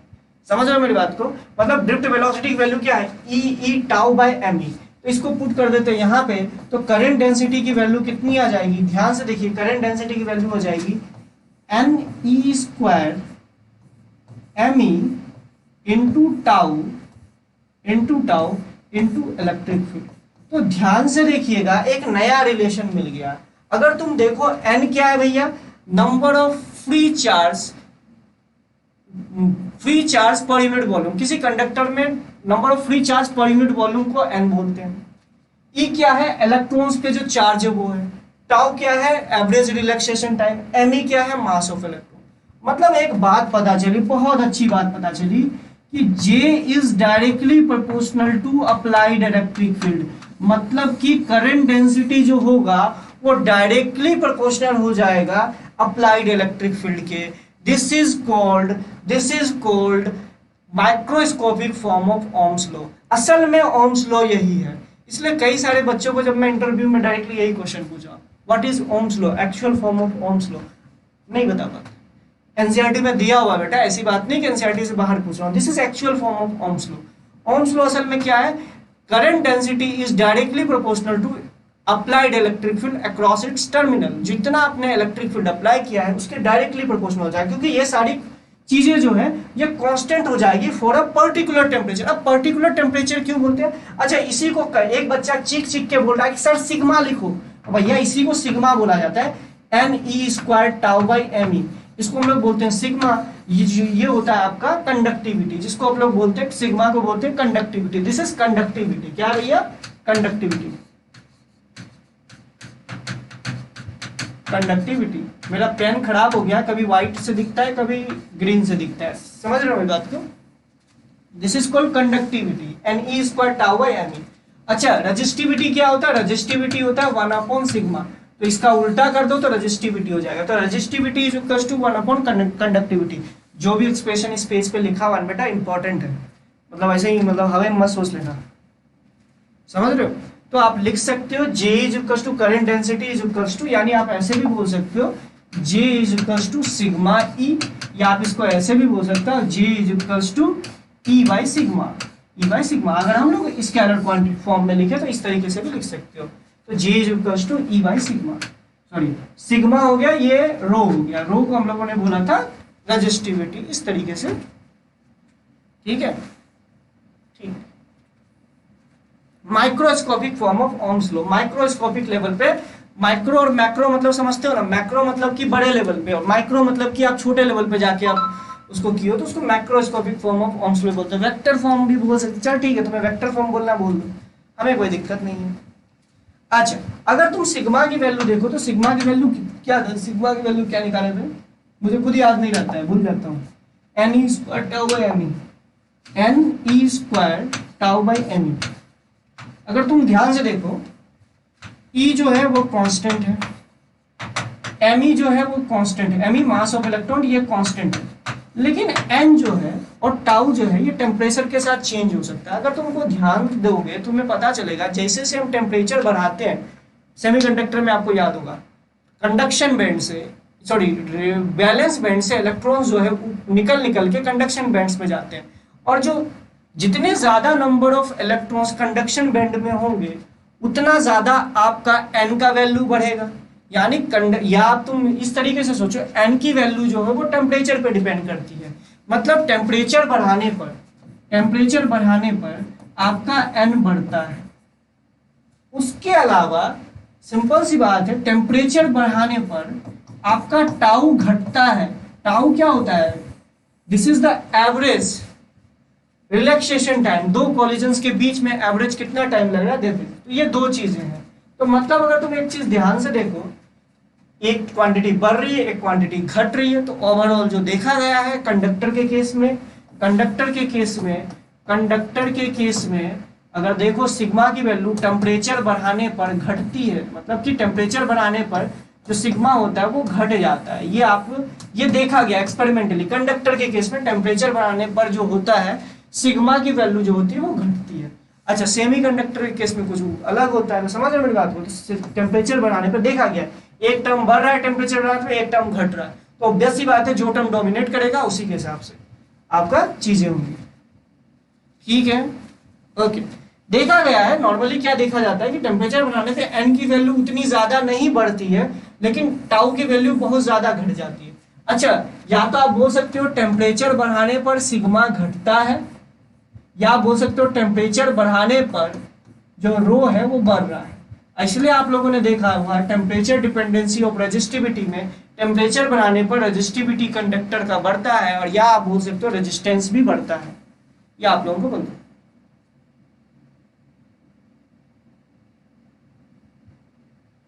मैक्रो और microscopic forms of Ohm's law are different. अभी बताऊंगा। This is microscopic form of Ohm's law. This is microscopic. Micro मतलब छोटा, मतलब आपने एलिमेंटल लेवल पे जाके ओम्स लॉ को डिराइव किया है। अच्छा, अब अगर तुम ध्यान से देखो तो current density is equals to 1 upon sigma into, क्या लिखिएगा बताइए, 1 upon sigma into electric field. मतलब current density is directly proportional to applied electric field. तो ध्यान से देखिए, करंट डेंसिटी को लिखूंगा I/A, और ये हो गया 1 अपॉन सिग्मा, और इसको लिख सकता हूं, ध्यान से लिखो, डेल्टा V/L।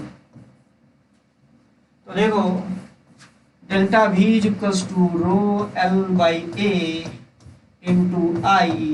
तो this is called resistance, this is called resistance. तो देखो delta V is equals to IR। This is called macroscopic form of Ohm's law. यही आप लोगों ने पढ़ा है कि भैया ओम्स लॉ ये होता है। एक्चुअली में आया कहां से था, यहां से आया। नोट कर लीजिएगा, इसको नोट कर लीजिएगा। तो delta V is equals to IR। और लेकिन आपको ये बताना होता है रेजिस्टेंस क्या होता है, रो L/A होता है। रो क्या होता है, रेजिस्टिविटी होता है, L होता है length of the wire, A होता है cross section area of the wire या कंडक्टर। ठीक है, तो ये छोटी छोटी चीजें हम लोगों ने यहाँ से देख लिया। तो ये पूरा का पूरा मैंने NCERT 1 घंटे में कंप्लीट करवा दिया आपका, मतलब जो जो डेरिवेशंस, जो इंपॉर्टेंट डेरिवेशंस थे आपके करवा दिए। अब हम लोग थोड़ा सा फास्ट चलेंगे।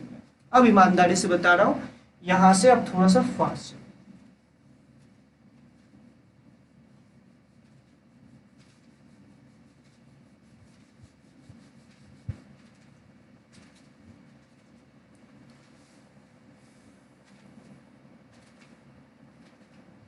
समझ में आया? अरे हाँ कि ना, समझ में आया कि नहीं आया? पहले तो ये तो बताओ, समझ में आ रहा है ना? करंट जो है एक इंपॉर्टेंट चैप्टर है, ये याद रखिएगा। अच्छा, ये नोट कर चुका होगा आप लोगों ने। तो रेजिस्टेंस को हम लोग लिखते हैं रो L/A। इसको नोट जरूर कर लीजिएगा। इसमें रो क्या है, रेजिस्टिविटी, L क्या है, length through which current is flowing. मतलब अगर तुम ध्यान से देखो, अगर एक कंडक्टर है, इस कंडक्टर के थ्रू, अब ध्यान से देखिएगा, अब रेजिस्टेंस फाइंड आउट करने के लिए लेंथ कौन सा लेंगे, क्रॉस सेक्शन एरिया कौन सा लेंगे। तो लेंथ वो वाला लेंथ लिया जाता है जिस लेंथ के थ्रू करंट, जितना, मतलब एक तरीके से बोलो, उस कंडक्टर के अंदर जो डिस्टेंस ट्रेवल की है चार्जेस पार्टिकल ने, या जो जिस लेंथ के थ्रू आपका करंट फ्लो कर रहा है, मतलब जो लेंथ आपके थ्रू आपका करंट फ्लो कर रहा है वो लेंथ लिया जाता है।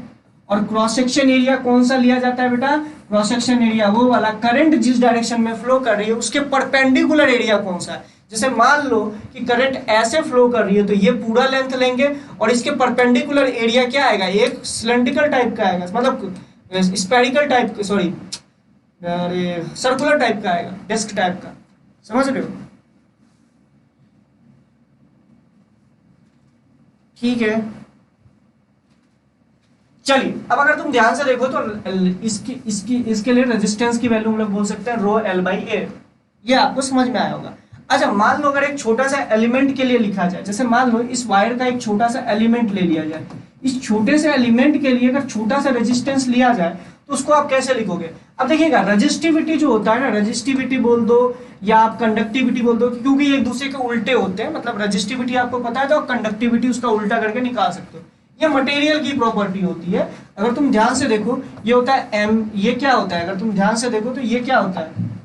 ये होता है n, n e square upon m e into tau, यही होता है। तो अगर तुम ध्यान से देखो एन ई, एन क्या है? Number of free electron per unit volume.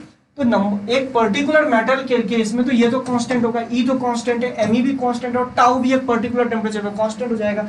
मतलब अगर तुम ध्यान से देखो तो ये जो कंडक्टिविटी और रजिस्टिविटी है तो होती है ना, ये सब मटेरियल की प्रॉपर्टी होती है। मतलब अगर मटेरियल अगर सेम रहेगा तो इसकी वैल्यू सेम आएगी। तो अगर तुम ध्यान से देखो अगर इस पूरे वायर का रजिस्टिविटी रो है तो इस छोटे से एलिमेंट का भी रजिस्टिविटी रो ही होगा, तो ये होगा रो इनटू। अच्छा इस वाले एलिमेंट में बताइए कौन से लेंथ के थ्रू आपका करंट फ्लो किया? अगर ये मान लीजिए कि dx एलिमेंट का आपने लेंथ लिया है तो करंट इस डायरेक्शन पे गया, तो ऑब्वियस सी बात है इस एलिमेंट के थ्रू आपके dx एलिमेंट के थ्रू करंट पास किया होगा, तो लेंथ हो जाएगा dx। अच्छा क्रॉस सेक्शन एरिया कितना हो जाएगा ये? मतलब छोटे से एलिमेंट के लिए आप रेजिस्टेंस की वैल्यू ये ले सकते हो। मतलब dx वो होता है, मतलब कि यहाँ जो l लिखते हैं वो लेंथ होती है जिस लेंथ के थ्रू करंट फ्लो की है, और उस लेंथ के परपेंडिकुलर जो क्रॉस सेक्शन एरिया आता है, जो एरिया आएगा उसी को हम एरिया लेते हैं। जैसे मान लो कई बोलेगा कि एक वायर है, इतने ऐसे करंट इसमें फ्लो कर रही थी और यहाँ से यहाँ करंट आई यहाँ से और यहाँ से यहाँ तक चली गई, तो बताइए कौन सा लेंथ लेंगे? ये पूरा वाला लेंथ लेंगे कि जितने लेंथ में करंट फ्लो किए? ऑब्वियस सी बात है जितने लेंथ में करंट फ्लो की है वही वाला लेंथ लेंगे। ये वाला लेंथ का कोई काम नहीं होगा क्योंकि इस वाले लेंथ के थ्रू करंट फ्लो नहीं की है, ये याद रखिएगा। ठीक है चलिए, तो एक क्वेश्चन करके दिखाओ, बहुत इजी क्वेश्चन है, ये क्लास में मैं कराता हूं। चलो यही क्वेश्चन से स्टार्ट करते हैं।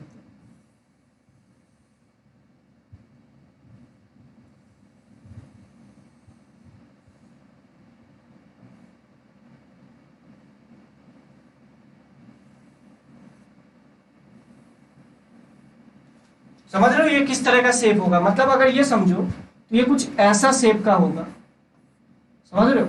कुछ इस शेप का होगा, और मतलब कि समझ रहे हो ना, इस शेप का होगा। इसका जो ये है बी दे रखा है, ये भी बी दे रखा है, और ये मान के चलो इसकी जो लेंथ है वो एल दे रखी है। मतलब एक एल शेप का एक मतलब क्यूबिकल वायर था, क्यूबिकल वायर था, उसको हमने एक सेमी सर्कुलर वायर में कन्वर्ट कर दिया। ये समझ रहे हो मेरी बात को? एक सेमी सर्कुलर वायर में कन्वर्ट कर दिया। इस वायर की जो रजिस्टिविटी थी वो रो दे रखी थी। अगर हम करंट को ऐसे फ्लो कराएं, ध्यान से सुनना, अगर करंट को ऐसे फ्लो करवाएं, इधर से करंट गई और इस वाले सेक्शन से बाहर आ गई, तो आपको बताना है इस वाले सेक्शन का रेजिस्टेंस क्या होगा। समझ में आया मेरी बात को? ये मैं क्या बोल रहा हूँ कि एक इस तरीके से क्यूबिकल शेप का, क्यूबिकल मतलब समझ रहे हो एल लेंथ का, और इसका जो ये वाला साइड ये भी बी है, ये भी बी है, तो इस लेंथ का आपका एक वायर एल लेंथ का वायर था, उसको आपने बेंड करके एल शेप आपने एक इसको ये बना दिया, क्या बोलते हो मतलब ये समझो इसका रेडियस, चलो मान लो इसका रेडियस भी मान लो, इसका रेडियस आर दे रखा है, ठीक है, इसका रेडियस आर दे रखा है। तो आपसे बोला जा रहा है कि ऑब्वियस बात है रेडियस नहीं भी देता तो आप फिर भी आप कर सकते थे, लेकिन चलो रेडियस मैंने दे दिया। इसका जो आपने इसको बेंड करके एक सेमी सर्कुलर वायर में बना दिया, तो आपको बताना अगर करंट ऐसे फ्लो करी, मतलब करंट ऐसे गई इधर आ गई, जिसको मैं अदर कलर से दिखा देता हूँ, करंट ऐसे गई है इधर आ गई है, तो आपको बताना है इसका रेजिस्टेंस क्या होगा। जल्दी से बनाओ, तब तक मुझे 2 मिनट चैन भी मिल जाएगा।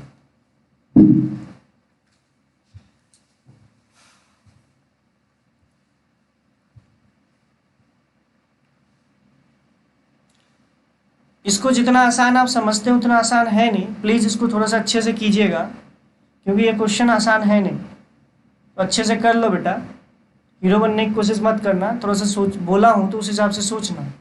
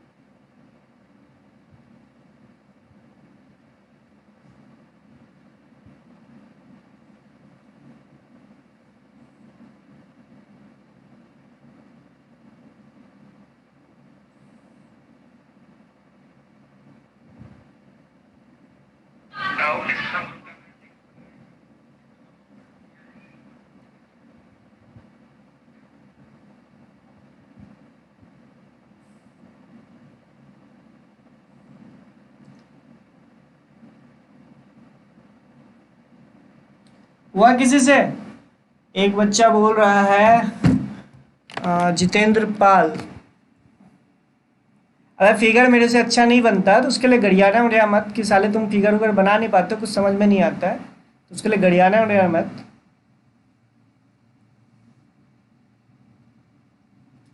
बेटा जितेंद्र थोड़ा सा तो आपका सही लग रहा है, देखते हैं।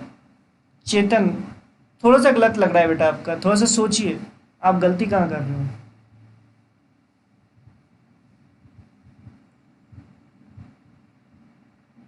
और कोई? तुम्हें क्या बताऊं यार, मतलब तुम लोगों को डांटने से भी ना मुझे अजीब शर्म लगता है, पता है क्यों? क्योंकि जब हमारे ऑफलाइन कोचिंग के बच्चे ही जो सब अच्छे अच्छे बच्चे थे, सब गधेड़े बनती करते रहते हैं, मतलब ना क्लास करेंगे, उसके बाद में पता है क्या बोलेंगे? साले तेरे कोचिंग से पढ़े थे इसलिए हम पास नहीं किए। अबे तुम जितना रिवीजन कराया जा रहा है उतना रिवीजन कर लो, पढ़ाई अच्छे से करो, क्यों होगा? एक भी बच्चा प्रेजेंट नहीं है, ड्रॉपर्स और एवेंजर के एक भी बच्चे प्रेजेंट नहीं है ना। यही फिर ग्रुप से निकालेंगे, घर में कॉल जाएगा तो फिर आपको भी अच्छा नहीं लगेगा। तो वही बात है ना, सामने जब रहते हो तो फिर चलो ठोक ठाक के काम करवा लिया जाता है, पढ़ा लिया जाता है। वैसे तो गधे को भी मतलब शेर को भी चाबुक दिखा के मतलब सर्कस में काम करा लिया जाता है। तो तुम वही बनो कि वो चाबुक वाला शेर बनना चाहते हो या ओरिजिनल वाला शेर बनना चाहते हो, ये इट्स अपॉन यू। खैर चलो, फर्क नहीं पड़ता।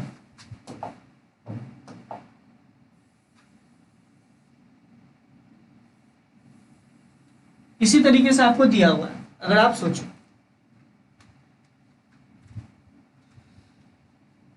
अगर तुम ध्यान से देखो, करंट फ्लो कर रही होगी, मैं अलग अलग कलर से करंट दिखा रहा हूं, ध्यान से सुनो। कुछ करंट इधर से जा रही होगी, एक करंट मिडिल से जा रही होगी, मतलब बहुत सारी करंट का ब्रांचेस होगा ऐसे करके। एक बात बताओ, ध्यान से सोच के बताना, जो करंट ये पर्पल कलर में है, ये जो फ्लो करेगी यहां से यहां तक, जो पर्पल कलर में जो करंट है जो ये फ्लो करेगी, ये कम डिस्टेंस ट्रेवल करेगी, समझ लो। जो जस्ट टच होके चल रहा होगा वो कम डिस्टेंस ट्रेवल करेगी, और जो येलो कलर में जो येलो कलर जो सबसे आउटर मोस्ट सरफेस के थ्रू जो पास करेगी, ये ज्यादा डिस्टेंस ट्रेवल करेगी। ये बात आपको समझ में आ रहा है? वेल एंड लेल क्या होता है? वो लेंथ जिसके थ्रू करंट फ्लो की है। ये बात समझ में आ रहा है? जो ये पर्पल कलर से जो आपको दिख रहा है, ये वाली करंट जो डिस्टेंस ट्रेवल करेगी वो कम होगी। क्यों? क्योंकि देखो ना, यहाँ का रेडियस कितना था, ये आर दे रखा, तो ये जो डिस्टेंस ट्रेवल करेगी वो होगी पाई 2 पाई आर। और अगर ये वाली डिस्टेंस को देखोगे तो ये होगा 2 into 2 pi into r plus d. ध्यान से देखो, ये ज्यादा डिस्टेंस ट्रेवल कर रही है, कम डिस्टेंस ट्रेवल कर रही है। अच्छा, अगर सभी करंट के लिए देखो तो क्रॉस सेक्शन एरिया तो सेम, लेकिन लेंथ वैरी कर रहा है। ये बात समझ में आई? लेंथ वैरी कर रहा है, लेंथ वेरी कर रहा है। तो इसके हिसाब से अब थोड़ा सा इसको इंटीग्रेशन, अब देखो लेंथ हर एक करंट एलिमेंट का, अगर तुम ध्यान से देखो, इस पूरे के थ्रू करंट अगर आई फ्लो कर रही है तो ऐसा थोड़ी कि एक पर्टिकुलर पॉइंट से चलेगी, वो पूरे फैल के आई फ्लो कर रही है ना, और वो यूनिफॉर्म है। जब तक आपको बोला नहीं जाए तब तक आप ये मान के चले कि यूनिफॉर्म फ्लो कर रही है। अगर यूनिफॉर्म फ्लो कर रही है तो लॉजिकल बात है कि कुछ करंट का पार्ट जो है वो कम डिस्टेंस ट्रेवल करेगा, कुछ ज्यादा डिस्टेंस ट्रेवल करेगा। तो लॉजिकल बात है, किसी के लिए रेजिस्टेंस ज्यादा आएगा, कुछ एलिमेंट के लिए कम आएगा, उन सबको जोड़ दोगे तो वही आपका टोटल रेजिस्टेंस आ जाएगा। समझ रहे हो? ठीक है, चलिए अब इसी चीज को देखते हैं। इसी को मैं थोड़ा सा अब अपने हिसाब से बताता हूँ, इसको कैसे करके सोल्व करेंगे। ये बात आपको समझ में आया? ये ऑलरेडी मैंने आपको बताया कि आपको विजुलाइज कराने के लिए। अब हम क्या करते हैं, देखो, चलो येलो से दिखाते हैं। यहां से मैं x डिस्टेंस पे जाता हूं, एक पतला सा dx एलिमेंट काटता हूं। ध्यान से सोचो, एक पतला सा dx एलिमेंट काटता हूं, यहां से x डिस्टेंस पे गया, इस dx एलिमेंट काटा। अगर तुम इसका यहाँ पे एरिया को देखो तो ध्यान से देखो, इसको मैं अगर बनाऊं तो ये कुछ ऐसा दिखेगा, इसका क्रॉस सेक्शन एरिया कुछ ऐसा दिखेगा, ऐसे। ये तो b था ही, और ये dx एलिमेंट, और ये जो नीचे में जो क्रॉस सेक्शन एरिया बन रहा होगा वो कुछ इसी तरीके से तो दिखेगा, ये ऐसे दिखेगा। अगर मैं इस छोटे से एलिमेंट का जो येलो कलर का जो बनाया हूं, इसका अगर मैं छोटा सा रेजिस्टेंस लिखूं, इसका छोटा सा रेजिस्टेंस लिखूं, इस छोटे से एलिमेंट का जो रेजिस्टेंस लिखूं, मैं लिखूंगा सिग्मा इनटू, अच्छा dx क्या हो जाएगा, मतलब इसमें dx क्या हो जाएगा, इसमें किस लेंथ के थ्रू, अब कई लोग क्या करेंगे dx कर देंगे, अबे dx नहीं होगा यहाँ पे, इसमें किस लेंथ के थ्रू करंट फ्लो की, तो ये वाली लेंथ के थ्रू करंट फ्लो की है ना, वो हो जाएगा 2 पाई, ध्यान से देखना 2 पाई x होगा कि नहीं होगा। अच्छा एरिया कितना होगा, ध्यान से देखना, एरिया हो जाएगा, ध्यान से देखना, ये b था ना, d मैंने कर दिया इसको, ये b था, तो b इंटू डी एक्स, ध्यान से देखो ये आ जाए।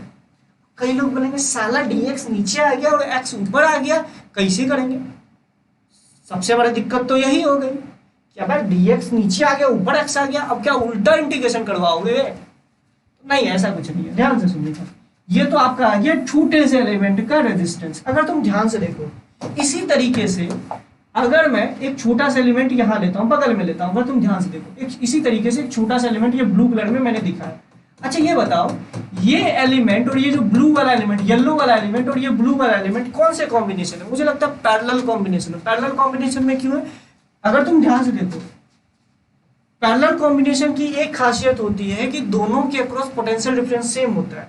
इस ये पूरा टर्मिनल का पोटेंशियल सेम होगा, इस पूरे टर्मिनल का पोटेंशियल सेम होगा। पोटेंशियल करंट के, देखो करंट की डायरेक्शन में जाने में पोटेंशियल घटता है, तो देखो ये करंट के ऐसे करके जाएंगे तो पोटेंशियल घट रहा होगा, तो इस पूरे पे एक पोटेंशियल, इस पूरे पे एक पोटेंशियल, मतलब ये ब्लू वाला और येलो वाला एक ही पोटेंशियल पे होगा। इसका मतलब है ये दोनों पैरेलल कॉम्बिनेशन में इस तरीके से, इंटीग्रेशन का क्या मतलब होता है, इस तरीके का हजारों करोड़ों छोटे छोटे एलिमेंट को जोड़ना, तो इस तरह के हजारों करोड़ों एलिमेंट को जोड़ना, लेकिन सभी जो है पैरेलल कॉम्बिनेशन में दिया हुआ है। तो जब पैरेलल कॉम्बिनेशन में दिया हुआ है तो उसको उल्टा करके जोड़ना पड़ेगा। जब पैरेलल कॉम्बिनेशन में होता है तो 1/r इक्विवेलेंट होता है, 1/r1 प्लस इस तरीके से होता है।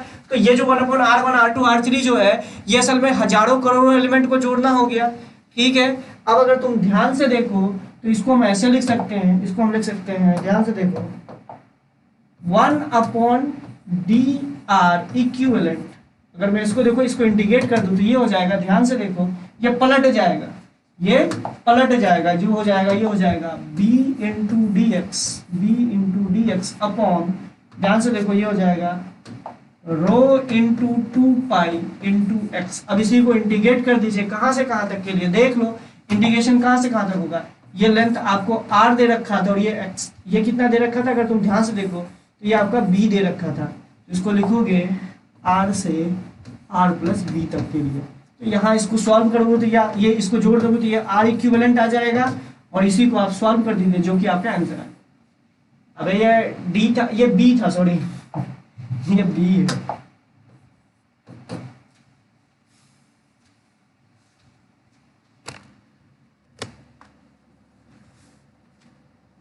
अच्छा, सॉरी पाई एक्स होगा, सेमी सर्कुलर है ना, अच्छा सही बात बोल रहे हो, ये सेमी सर्कुलर है ना, तो सेमी सर्कुलर का तो पाई एक्स होगा ना, हाँ सही बोल रहे हो आप, सॉरी सेमी सर्कुलर पार्ट है ना, तो पाई एक्स होगा, याद रखिएगा सेमी सर्कुलर है तो पाई एक्स होगा। अरे पूरा सर्कल का जो सर्कमफेरेंस होता है वो 2 पाई r होता है, तो पाई एक्स होगा, तो यहाँ पे 2 नहीं होगा, पाई एक्स होगा। चलिए ठीक है, सॉरी, थैंक यू बताने के लिए, पाई एक्स होगा। चलिए ठीक ठाक क्वेश्चन था, अच्छी बात है।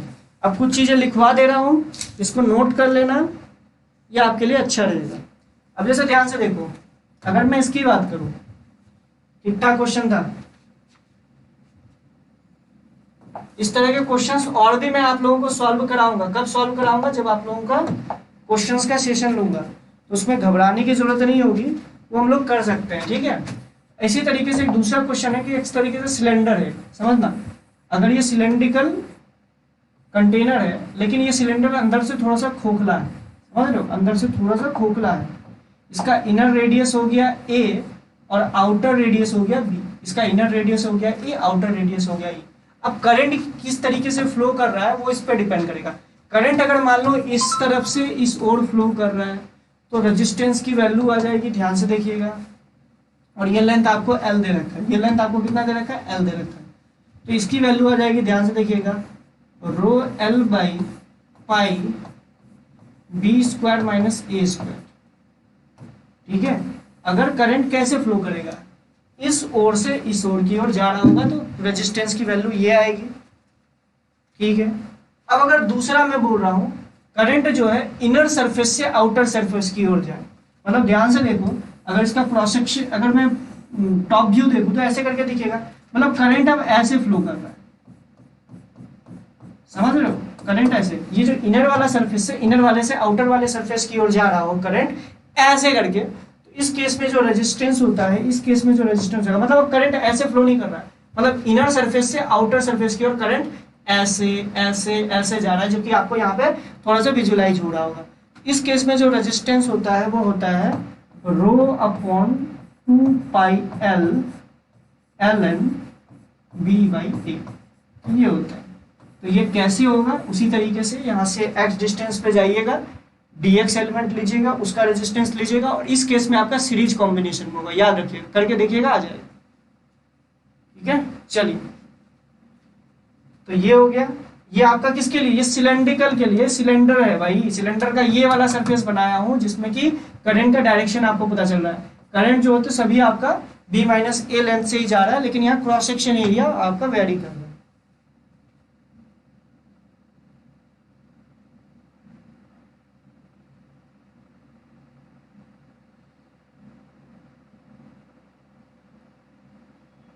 लिमिट r+a लिखेंगे,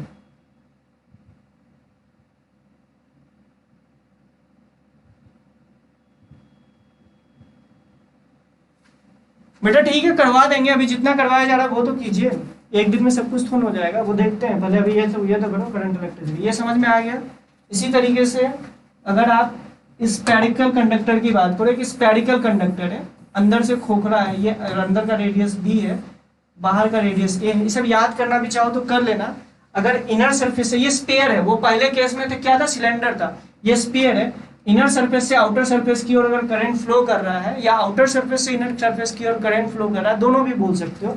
अगर इस केस में भी बोले आउटर सरफेस से इनर सरफेस की ओर करंट फ्लो कर रहा है, या आप बोल दो इनर सरफेस से आउटर सरफेस की ओर करंट कर रहा है, ये स्फेरिकल बॉडी है, तो इस केस में जो रेजिस्टेंस आएगा वो कितना आता है भैया, वो कितना आता है, रेजिस्टेंस की वैल्यू आ जाएगी रो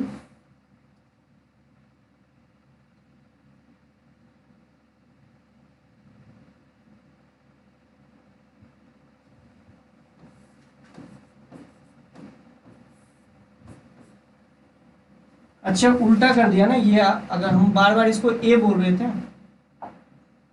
ये आपका ए है, ये बी है, दिया जाएगा ना। सिलेंडर स्फीयर के लिए शायद यही आता है, स्फीयर के लिए जहां तक पता है यही आता है, जो ठीक से याद नहीं है, लेकिन स्फीयर के लिए यही आता है।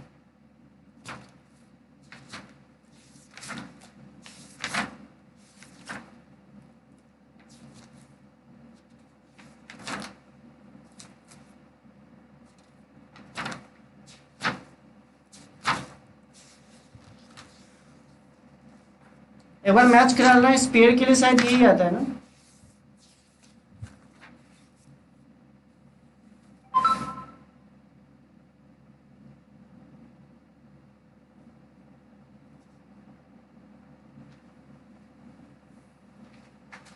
चलिए ठीक है, ये भी नोट कर लेना,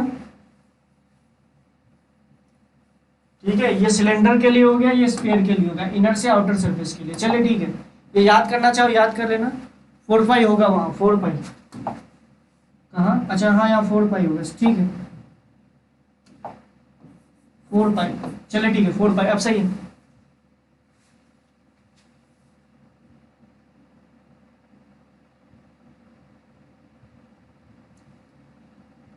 ठीक है, कुछ क्वेश्चंस पूछे। एक बहुत लल्लू सा क्वेश्चन तुमसे पूछ रहे हैं, बहुत लल्लू सा क्वेश्चन, इस तरह क्वेश्चन कर लोगे क्या? अच्छा 2020 में जो जेईई एडवांस का क्वेश्चन आया था ना, वो ट्राई कीजिएगा आज जाके, ठीक है। 2020 में जो जेईई एडवांस का क्वेश्चन आया था ना, वो वाला अगर आपको याद होगा, ऐसे वाला एक 2020 में जेईई एडवांस का एक क्वेश्चन आया था, ठीक है। तो इसको ट्राई कीजिएगा आज जाके, आई थिंक आप लोगों से बन जाएगा, थोड़ा सा ट्राई कीजिएगा, नहीं तो मैं तो बताऊंगा ही, कोई दिक्कत नहीं है, ठीक है। उसको थोड़ा सा ट्राई कर लीजिएगा, वो ज़्यादा आपके लिए अच्छा होगा। अब हम लोग बात करते हैं temperature dependency of resistivity. Temperature dependency of resistivity, अब बहुत लल्लू लल्लू क्वेश्चन भी आते हैं। जैसे एक क्वेश्चन एग्जांपल के लिए मैं आपसे पूछना चाहता हूँ, बहुत इजी क्वेश्चन है, ये बहुत बार पूछा गया है कि इस तरीके से अगर हम एक कंडक्टर बताएं तो बताइए, ये ए क्रॉस सेक्शन है और ये बी क्रॉस सेक्शन है। ए क्रॉस सेक्शन और बी क्रॉस सेक्शन में क्या सेम होगा? मुझे लगता है करंट सेम होगा। करंट सेम क्यों होगा? क्योंकि जितनी चार्ज इस क्रॉस सेक्शन के थ्रू पास की होगी उतनी चार्ज बी से सेम होगा। तो मतलब ए क्रॉस सेक्शन और बी क्रॉस सेक्शन में और बी क्रॉस सेक्शन में करंट सेम होगा। दूसरा, क्या करंट डेंसिटी सेम होगा? नहीं, करंट डेंसिटी होता है करंट अपॉन एरिया, एरिया पे भी डिपेंड करता है। तो करंट डेंसिटी ए का ज्यादा होगा और ए का ज्यादा होगा करंट डेंसिटी बी से। अच्छा, कहाँ का इलेक्ट्रिक फील्ड ज्यादा होगा? मुझे लगता है इलेक्ट्रिक फील्ड ए का ज्यादा होगा बी से, क्योंकि current density is directly proportional to electric field होता है। तो जहाँ का करंट डेंसिटी ज्यादा वहाँ का इलेक्ट्रिक फील्ड ज्यादा, तो मतलब E A is greater than E B. अच्छा, एक बात बताइए, ड्रिफ्ट वेलोसिटी के बारे में, ए और बी पॉइंट के बारे में क्या बोल सकते हो? ध्यान से देखो, आई जो कस टू होता है n E A V d. अगर तुम ध्यान से देखो तो ड्रिफ्ट वेलोसिटी को बोल सकते हो आई अपॉन एन ई ए। तो ध्यान से देखो, आई सेम है, एन सेम है और ई सेम है, क्योंकि मटेरियल तो सेम ही दे रखा है। तो drift velocity is inversely proportional to area. तो ध्यान से देख लीजिए, जहां का ड्रिफ्ट वेलोसिटी जहां का एरिया ज्यादा वहां का ड्रिफ्ट वेलोसिटी कम। या drift velocity is directly proportional to electric field भी होता है। तो जहां का इलेक्ट्रिक फील्ड ज्यादा वहां का ड्रिफ्ट वेलोसिटी भी ज्यादा। याद कीजिए, 3 रिलेशन बताया था, उन तीनों का रिलेशन का यूज करके आप निकाल सकते हो, ठीक है। तो यहाँ का ड्रिफ्ट वेलोसिटी ज्यादा होगा, यहाँ का ड्रिफ्ट वेलोसिटी कम होगा। तो इस तरीके से भी आप बोल सकते हो VD at A is greater than VD at B, ये भी आप बोल सकते हो। यहाँ चाहे तो आप यहाँ से कर लो, चाहे तो वहां से कर लो, बात एक ही है, ठीक है। अब अगर हम लोग बात करें टेम्परेचर डिपेंडेंसी ऑफ रेजिस्टिविटी, तो अगर हम बोले small change of temperature, small change of temperature के लिए जो रेजिस्टिविटी होता है, असल में रेजिस्टिविटी का जो रिलेशन आता है वो किसी टेम्परेचर T पे जो आएगा वो आएगा, ध्यान से देखिएगा, वो आता है किसी एक पर्टिकुलर टेम्परेचर पे into e to the power minus alpha delta T, ये आता है एक्चुअल रिलेशन। अगर तुम ध्यान से देखो तो किसी एक टेम्परेचर पे ऐसे आता है, for small change of temperature rho T is equals to आ जाता है rho naught 1 plus of alpha delta T. ये ध्यान से देखिएगा, अच्छा सॉरी प्लस आता है, ये आता है। अगर स्मॉल चेंज ऑफ टेम्परेचर की बात की जाए तो रेजिस्टिविटी इस तरीके से लीनियरली डिपेंड करता है। एक्चुअली में एक्सपोनेंशियल फंक्शन होता है, लेकिन अगर तुम ध्यान से देखो तो इसको हम लोग लीनियर फंक्शन में इसको कन्वर्ट कर सकते हैं बाय अप्रोक्सीमेशन। अगर टेम्परेचर में चेंज बहुत छोटा हो तो हम इसको लीनियर एक्सप्रेशन के थ्रू लिख सकते हैं, समझ रहे हो। तो टेम्परेचर डिपेंडेंसी, अच्छा ये क्या है? रोटी किसी पर्टिकुलर टेम्परेचर का रेजिस्टिविटी, ये एक पर्टिकुलर टेम्परेचर का रेजिस्टिविटी होता है। जनरली हम लोग 10 डिग्री या 0 डिग्री सेल्सियस का रेजिस्टिविटी लेते हैं। अल्फा क्या होता है? अल्फा होता है टेम्परेचर कोएफिशिएंट ऑफ रेजिस्टिविटी, और डेल्टा टी क्या है? Temperature difference. जैसे आप लोगों ने थर्मल एक्सपेंशन में पढ़ा था ना, L final is equals to L initial into 1 plus alpha delta t, same वही फॉर्मूला। लेकिन यहाँ याद रखना टेम्परेचर चेंज जो है बहुत छोटा होना चाहिए। असल में एक्सपोनेंशियल फंक्शन होता है, लेकिन अगर तुम ध्यान से देखो एक्सपोनेंशियल फंक्शन तो होता है, लेकिन अगर स्मॉल चेंज इन टेम्परेचर ले लो तो इसका ई का अप्रोक्सीमेशन लगा देना। तो अगर टेम्परेचर में चेंज छोटा है तो सिंपल सी बात है बाकी सारी क्वांटिटीज 0 हो जाएंगी, बस यही आ जाएगा, ठीक है। तो ये आपका ये बस इससे रिलेटेड एक क्वेश्चन करा देता हूँ, ध्यान से सुनना है। एक क्वेश्चन क्या है, इसकी लेंथ L है, इसका रेजिस्टिविटी आपको अल्फा 1 दे रखा है, इसका temperature coefficient of resistivity, temperature coefficient of resistivity यही अल्फा को बोलते हैं temperature coefficient of resistivity, temperature coefficient of resistivity, समझ रहे हो मेरी बात को। ये रेजिस्टिविटी है, इसका अल्फा 1 दे रखा है और इसका जो रेजिस्टिविटी है, अच्छा चलो इसका लेंथ L दे रखा है, इसका temperature coefficient of resistivity 2 alpha दे रखा है, और ये इसका जो रेजिस्टिविटी है वो रो दे रखा है। इसी तरीके से दूसरा वायर है, इसका लेंथ आपका L ही 2L दिया हुआ है, रेजिस्टिविटी L दे रखा है और इसका 2 रो दे रखा है। तो आपको बताना है इसका रो इफेक्टिव क्या होगा और अल्फा इफेक्टिव क्या होगा, इस सिस्टम का अल्फा इफेक्टिव और रो इफेक्टिव क्या होगा अगर करंट ऐसे फ्लो कर रही है तो। चलिए ट्राई कीजिए इस क्वेश्चन को, आपको दे रखा है, इसका लेंथ L है, इसका अच्छा क्रॉस सेक्शन एरिया दोनों का सेम ही है, ऑब्वियस सी बात है, आपको दिख रहा होगा कि इसका भी क्रॉस सेक्शन एरिया A है, इसका भी क्रॉस सेक्शन एरिया A है। सोचिए थोड़ा सा।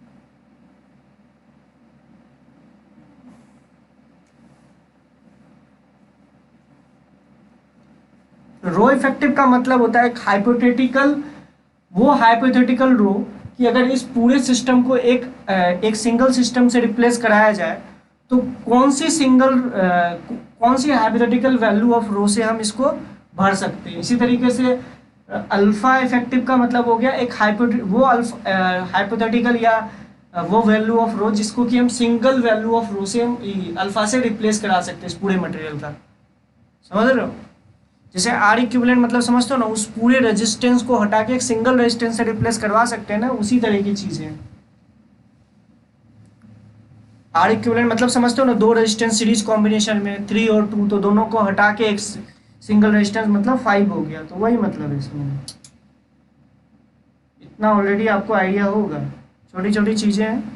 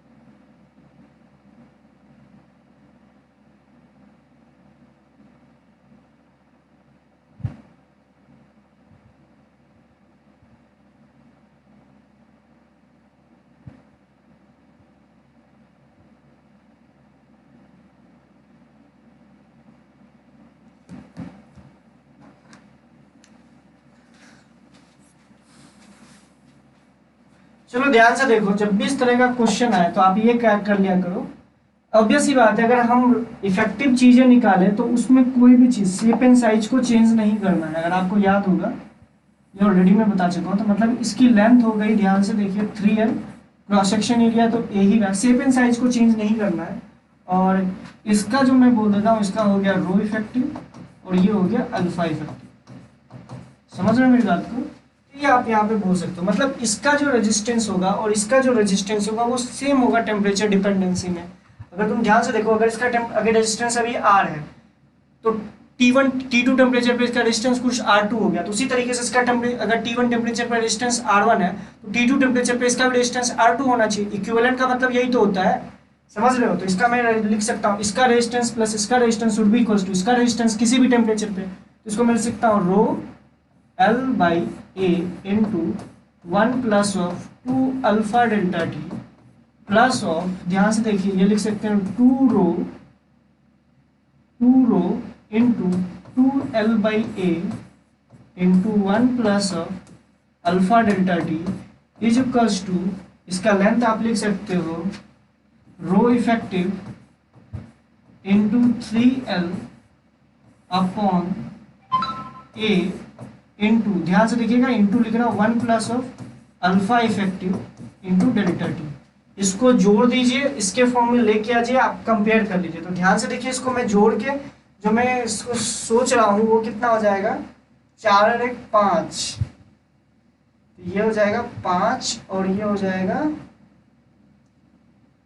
2 और 6।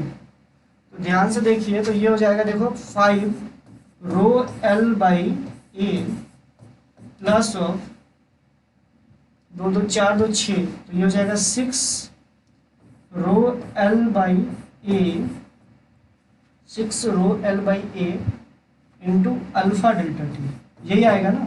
ध्यान से देखो, ये जो कस टू वही आ जाएगा, ये जो पूरा का पूरा क्वांटिटी लिख रखा है, रो effective into 3L upon A into इस पूरे के साथ इसका मल्टीप्लीकेशन। तो ध्यान से देखिए, इससे हम 5 रो एल बाई ए को कॉमन ले लिए, 5 रो एल बाई ए को कॉमन ले लिए, ठीक है। तो ये आ जाएगा 1 प्लस 6/5 अल्फा डेल्टा टी। अगर इसको ध्यान से देखो तो इसको मैं लिख सकता हूँ, इसको मैं अब ध्यान से देखो तो ये लिख सकता हूँ, ऊपर लिख रहा हूँ, ध्यान से देखो, इसको मैं लिख रहा हूँ 5/3 rho into 3L upon A into 1 plus of 6/5 alpha delta T is equals to, ये कितना हो जाएगा देख लो, alpha effective by A into 3L into 1 plus of rho effective into delta T. Compare कर दीजिए, तो अल्फा इफेक्टिव की वैल्यू आ गई 5/3 रो और रो इफेक्टिव की वैल्यू आ गई 6 अल्फा बाई 5। समझ रहे हो मेरी बात को? अरे 6 अल्फा बाई 5 ही आएगा ना, मैंने कुछ गलती तो नहीं कर दी ना। 2 और 2 दूना 4 तो 6, सही तो है, मुझे जहां तक लग रहा है सही तो है, सही है ना। अल्फा इफेक्टिव की वैल्यू आ जाएगी 6/5 अल्फा और ये हो जाएगा रो इफेक्टिव की वैल्यू ये आ जाएगी। अरे सही है ना, अब ठीक है, देख लो अच्छे से, कोई गड़बड़ी उड़बड़ी नहीं किया हो ना, कैलकुलेशन मिस्टेक नहीं है ना। इसको मैं ऐसे लिख सकता हूँ, कंपेयर कर दोगे तो रो इफेक्टिव और अल्फा इफेक्टिव आ जाएगा। चलिए, अच्छा इसी तरीके से पैरेलल के लिए भी किया जा सकता है, इसको पैरेलल में लगा देता। तो पैरेलल के केस में आप सिंपल सी बात है, अगर पैरेलल के केस में लगाते हैं तो ऑब्वियस सी बात है 1/R1 लिखते इस तरीके से करते, तो मुझे लगता है कि ये टर्म नीचे आता है तो उसको बायनोमियल अप्रोक्सीमेशन से ऊपर ले आ सकते थे। सही है, समझ रहे हो मेरी बात को? अगर आप पैरेलल कॉम्बिनेशन में लगा दे तो बायनोमियल अप्रोक्सीमेशन से इसको ऊपर लेके आ सकते हैं। जैसे मैं ये बोलने की कोशिश कर रहा हूँ, अगर ये आता है, ध्यान से सुनो, पैरेलल कॉम्बिनेशन में आता है, 2 पैरेलल कॉम्बिनेशन में रहता है, तो एक का क्या लिखते हैं आप, 1/R1 plus 1/R2 is equal to 1/R equivalent. तो R1 को आप क्या लिखते हैं, R1 आपका होता है रो L by A into 1 plus of alpha delta T, जो भी आपका आता इस तरीके से आता। तो आपका ये जो टर्म है ये नीचे आता 1 प्लस अल्फा डेल्टा टी, ऊपर जाके माइनस में आ जाता। मतलब ये आप लिखते तो 1/R1 को A upon rho into L into 1 plus 1 minus alpha delta T आ जाता है, क्योंकि बाइनोमियल अप्रोक्सीमेशन लगा देता है। ठीक है, चलिए ये भी आपका हो जाएगा, मैं मान के चल रहा हूँ, ये आप लोग कर लोगे। पैरेलल कॉम्बिनेशन वाला मैं नहीं करा रहा, ठीक है। चलिए अच्छी बात है। अब एक याद रखिएगा, आयनिक मोबिलिटी एक चीज छूट गया। आयनिक मोबिलिटी क्या होता है? आयनिक मोबिलिटी कुछ नहीं होता है बेटा, आयनिक मोबिलिटी होता है, दिस इज द हेडिंग डाल लीजिए, आयनिक मोबिलिटी। आयनिक मोबिलिटी नाम की कोई चीज होती नहीं, मतलब ज्यादा ये जेईई मेंस के पॉइंट ऑफ व्यू से इंपॉर्टेंट है। तो आयनिक मोबिलिटी का कोई बस फॉर्मूला आप लोगों को याद रखना है, आयनिक मोबिलिटी होता क्या है। तो आयनिक मोबिलिटी का फॉर्मूला बस मैं बता देता हूँ, ठीक है। आयनिक मोबिलिटी, तो हेडिंग डाल लीजिएगा आयनिक मोबिलिटी। तो लिखना कि ionic mobility is defined as magnitude of drift velocity per unit electric field. तो आयनिक मोबिलिटी को म्यू से दिखाते हैं, this is magnitude of drift velocity upon electric field, upon magnitude of electric field, या आप इसको बोल सकते हो मैग्नीट्यूड ऑफ इलेक्ट्रिक फील्ड। तो याद कीजिए, या तो आप ऐसे लिख सकते हो, और ड्रिफ्ट वेलोसिटी की वैल्यू अगर आपको याद होगा तो अभी हम लोगों ने इलेक्ट्रिक फील्ड के फॉर्म में लिखा था। क्या लिखा था अगर आपको याद होगा? ये था ई टाउ बाई एम ई। अगर आपको याद होगा तो ड्रिफ्ट वेलोसिटी की वैल्यू यही आई थी। ड्रिफ्ट वेलोसिटी की वैल्यू अगर ये आई थी तो म्यू ई से डिवाइड कर दीजिए, तो म्यू की वैल्यू हो जाएगी ई टाउ बाई एम ई। मतलब आयनिक मोबिलिटी की वैल्यू जो होती है वो ये होती है। मतलब मेन तो आपका फॉर्मूला ये हो गया कि this is drift velocity per unit electric field को हम लोग आयनिक मोबिलिटी बोलते हैं, और इसी को जब सॉल्व कीजिएगा तो ये आ जाएगा, क्योंकि ड्रिफ्ट वेलोसिटी ये होता था तो ये आपका ये आ जाएगा। ठीक है, चलिए नोट कर लीजिएगा बेटा। कलर कोडिंग नहीं करवा रहा हूँ, मेरी बात समझिएगा, कलर कोडिंग नहीं करवा रहा हूँ। ठीक है, कलर कोडिंग में ऑब्वियस सी बात है, कलर कोडिंग आप खुद कर सकते हो यार, उसमें मैं क्या ही कर रहा हूँ, कलर कोडिंग में छोड़ रहा हूँ। ये मान के चलूंगा कि कलर कोडिंग आपका आता है, रट लेना। कलर कोडिंग में बस ये है कि मान लो कि, सुनना मेरी बात को, 3 4 3 दे रखा है, तो कलर कोडिंग में जो हम लोग लिखते हैं वो किस रूप में लिखते हैं, इसका जो रीडिंग लिखते हैं वो लिखते हैं। मान लो ये पहला वाला है, ये दूसरा वाला है, ये तीसरा वाला है और ये चौथा वाला है, तो इसका जो रीडिंग लिखते हैं वो लिखते हैं 1 2, तो ऐसे लिख दिए, इनटू 10⁻³ लिख देते हैं और ±4 लिख देते हैं। समझ रहे हो मेरी बात को? ये होता है। अगर आपको ये दे रखा है तो अच्छी बात है, इस तरीके से आप कर सकते हो। अगर 4 दे रखा हो, 4 की जगह 5 आपको रिंग दे दिया होता तो आप इसको कैसे लिखते हैं? 5 वाले के केस में, मतलब अगर 4 रिंग दे रखा है तो चलो ठीक है, 5 वाले के केस में क्या करते हैं? 5 वाले के केस में लिखते हैं 1 2 3 इंटू 10⁻⁴ ±5, ये आप लिख लेते हैं। ये छोटी चीज है, ये मैं मान के चल रहा हूँ, ये बस याद रखिएगा। कलर कोडिंग में इस तरीके 4 रिंग दे रखा है, कई बार चौथा रिंग नहीं देता है तो ±20% का एरर मान लेना। ठीक है, चलिए अगर मान लो जैसे कि मुझे ये बोल रखा है, जैसे मान लो कि मुझे लिखने बोले कि 105 को कलर कोडिंग में क्या लिखेंगे, तो मेरा ये कहने का मतलब, आप इसको ऐसे भी तो बोल सकते हो ना, दिस इज 100 ±5%। अब इसको दिखा दो ना, क्या दिक्कत है? दिस इज 100 ±5%, या आप इसको लिख सकते हो 10 इंटू 10⁻⁻1 ±5%। अब इसको दिखाना बहुत आसान है, समझ रहे हो मेरी बात को? 105 बोल रखा है, अरे +5% या -5% तक के बीच में आएगा, तो इसको ऐसे भी आप लिख सकते हो। समझ रहे हो मेरी बात को? तो ये छोटा छोटा चीज था जो मैंने आपको बता दिया, कलर कोडिंग में भी मैंने आपको बता दिया, इस तरीके से भी लिख सकते थे। अब इसी तरीके से कई आपको अगर बोल दे 563 को बताओ, तो 563 को आप ऐसे भी लिख सकते हो ना, 560 ±5%, हो गया भैया, इसी में आ जाएगा आपका। तो कई जने रोने लगते हैं कि भैया 563 कैसे दिखाएंगे, ले अबे इतना ही आसान है।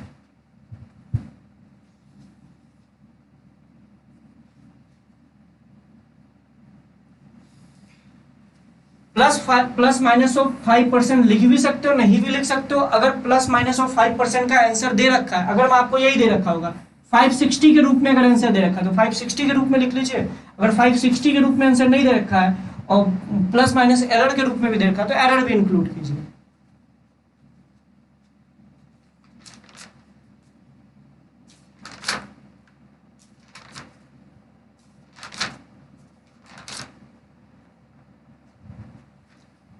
ठीक है बेटा, अभी मैं 5-10 मिनट बाद फिर से क्लास के लिंक भेजूंगा। थोड़ा सा थक गया हूँ। अब हम लोग जो नेक्स्ट चैप्टर स्टार्ट करेंगे, नेक्स्ट टॉपिक स्टार्ट करेंगे, सेल्स एंड ईएमएफ। मतलब ये करंट का फर्स्ट पार्ट था, हम लोगों ने कलर कोडिंग तक देख लिया। अब जो अभी जस्ट 5 से 10 मिनट बाद मैं थोड़ा सा पानी वानी पी लेता हूँ, कुछ खा पी लेता हूँ थोड़ा सा, जिससे कि मेरी भी एनर्जी थोड़ा बहुत बन सके। उसके बाद मैं आपको फिर 5-10 मिनट बाद आपको लिंक शेयर करता हूँ। ठीक है, ज़्यादा टाइम नहीं लगेगा, आप लोग ज़्यादा वेट नहीं करोगे। तब तक आप लोग भी कुछ खा पी लो, उसके बाद मैं आपको 5 से 10 मिनट बाद आपको लिंक शेयर करता हूँ। ठीक है, चलिए, थैंक यू, मिलते हैं 5-10 मिनट बाद।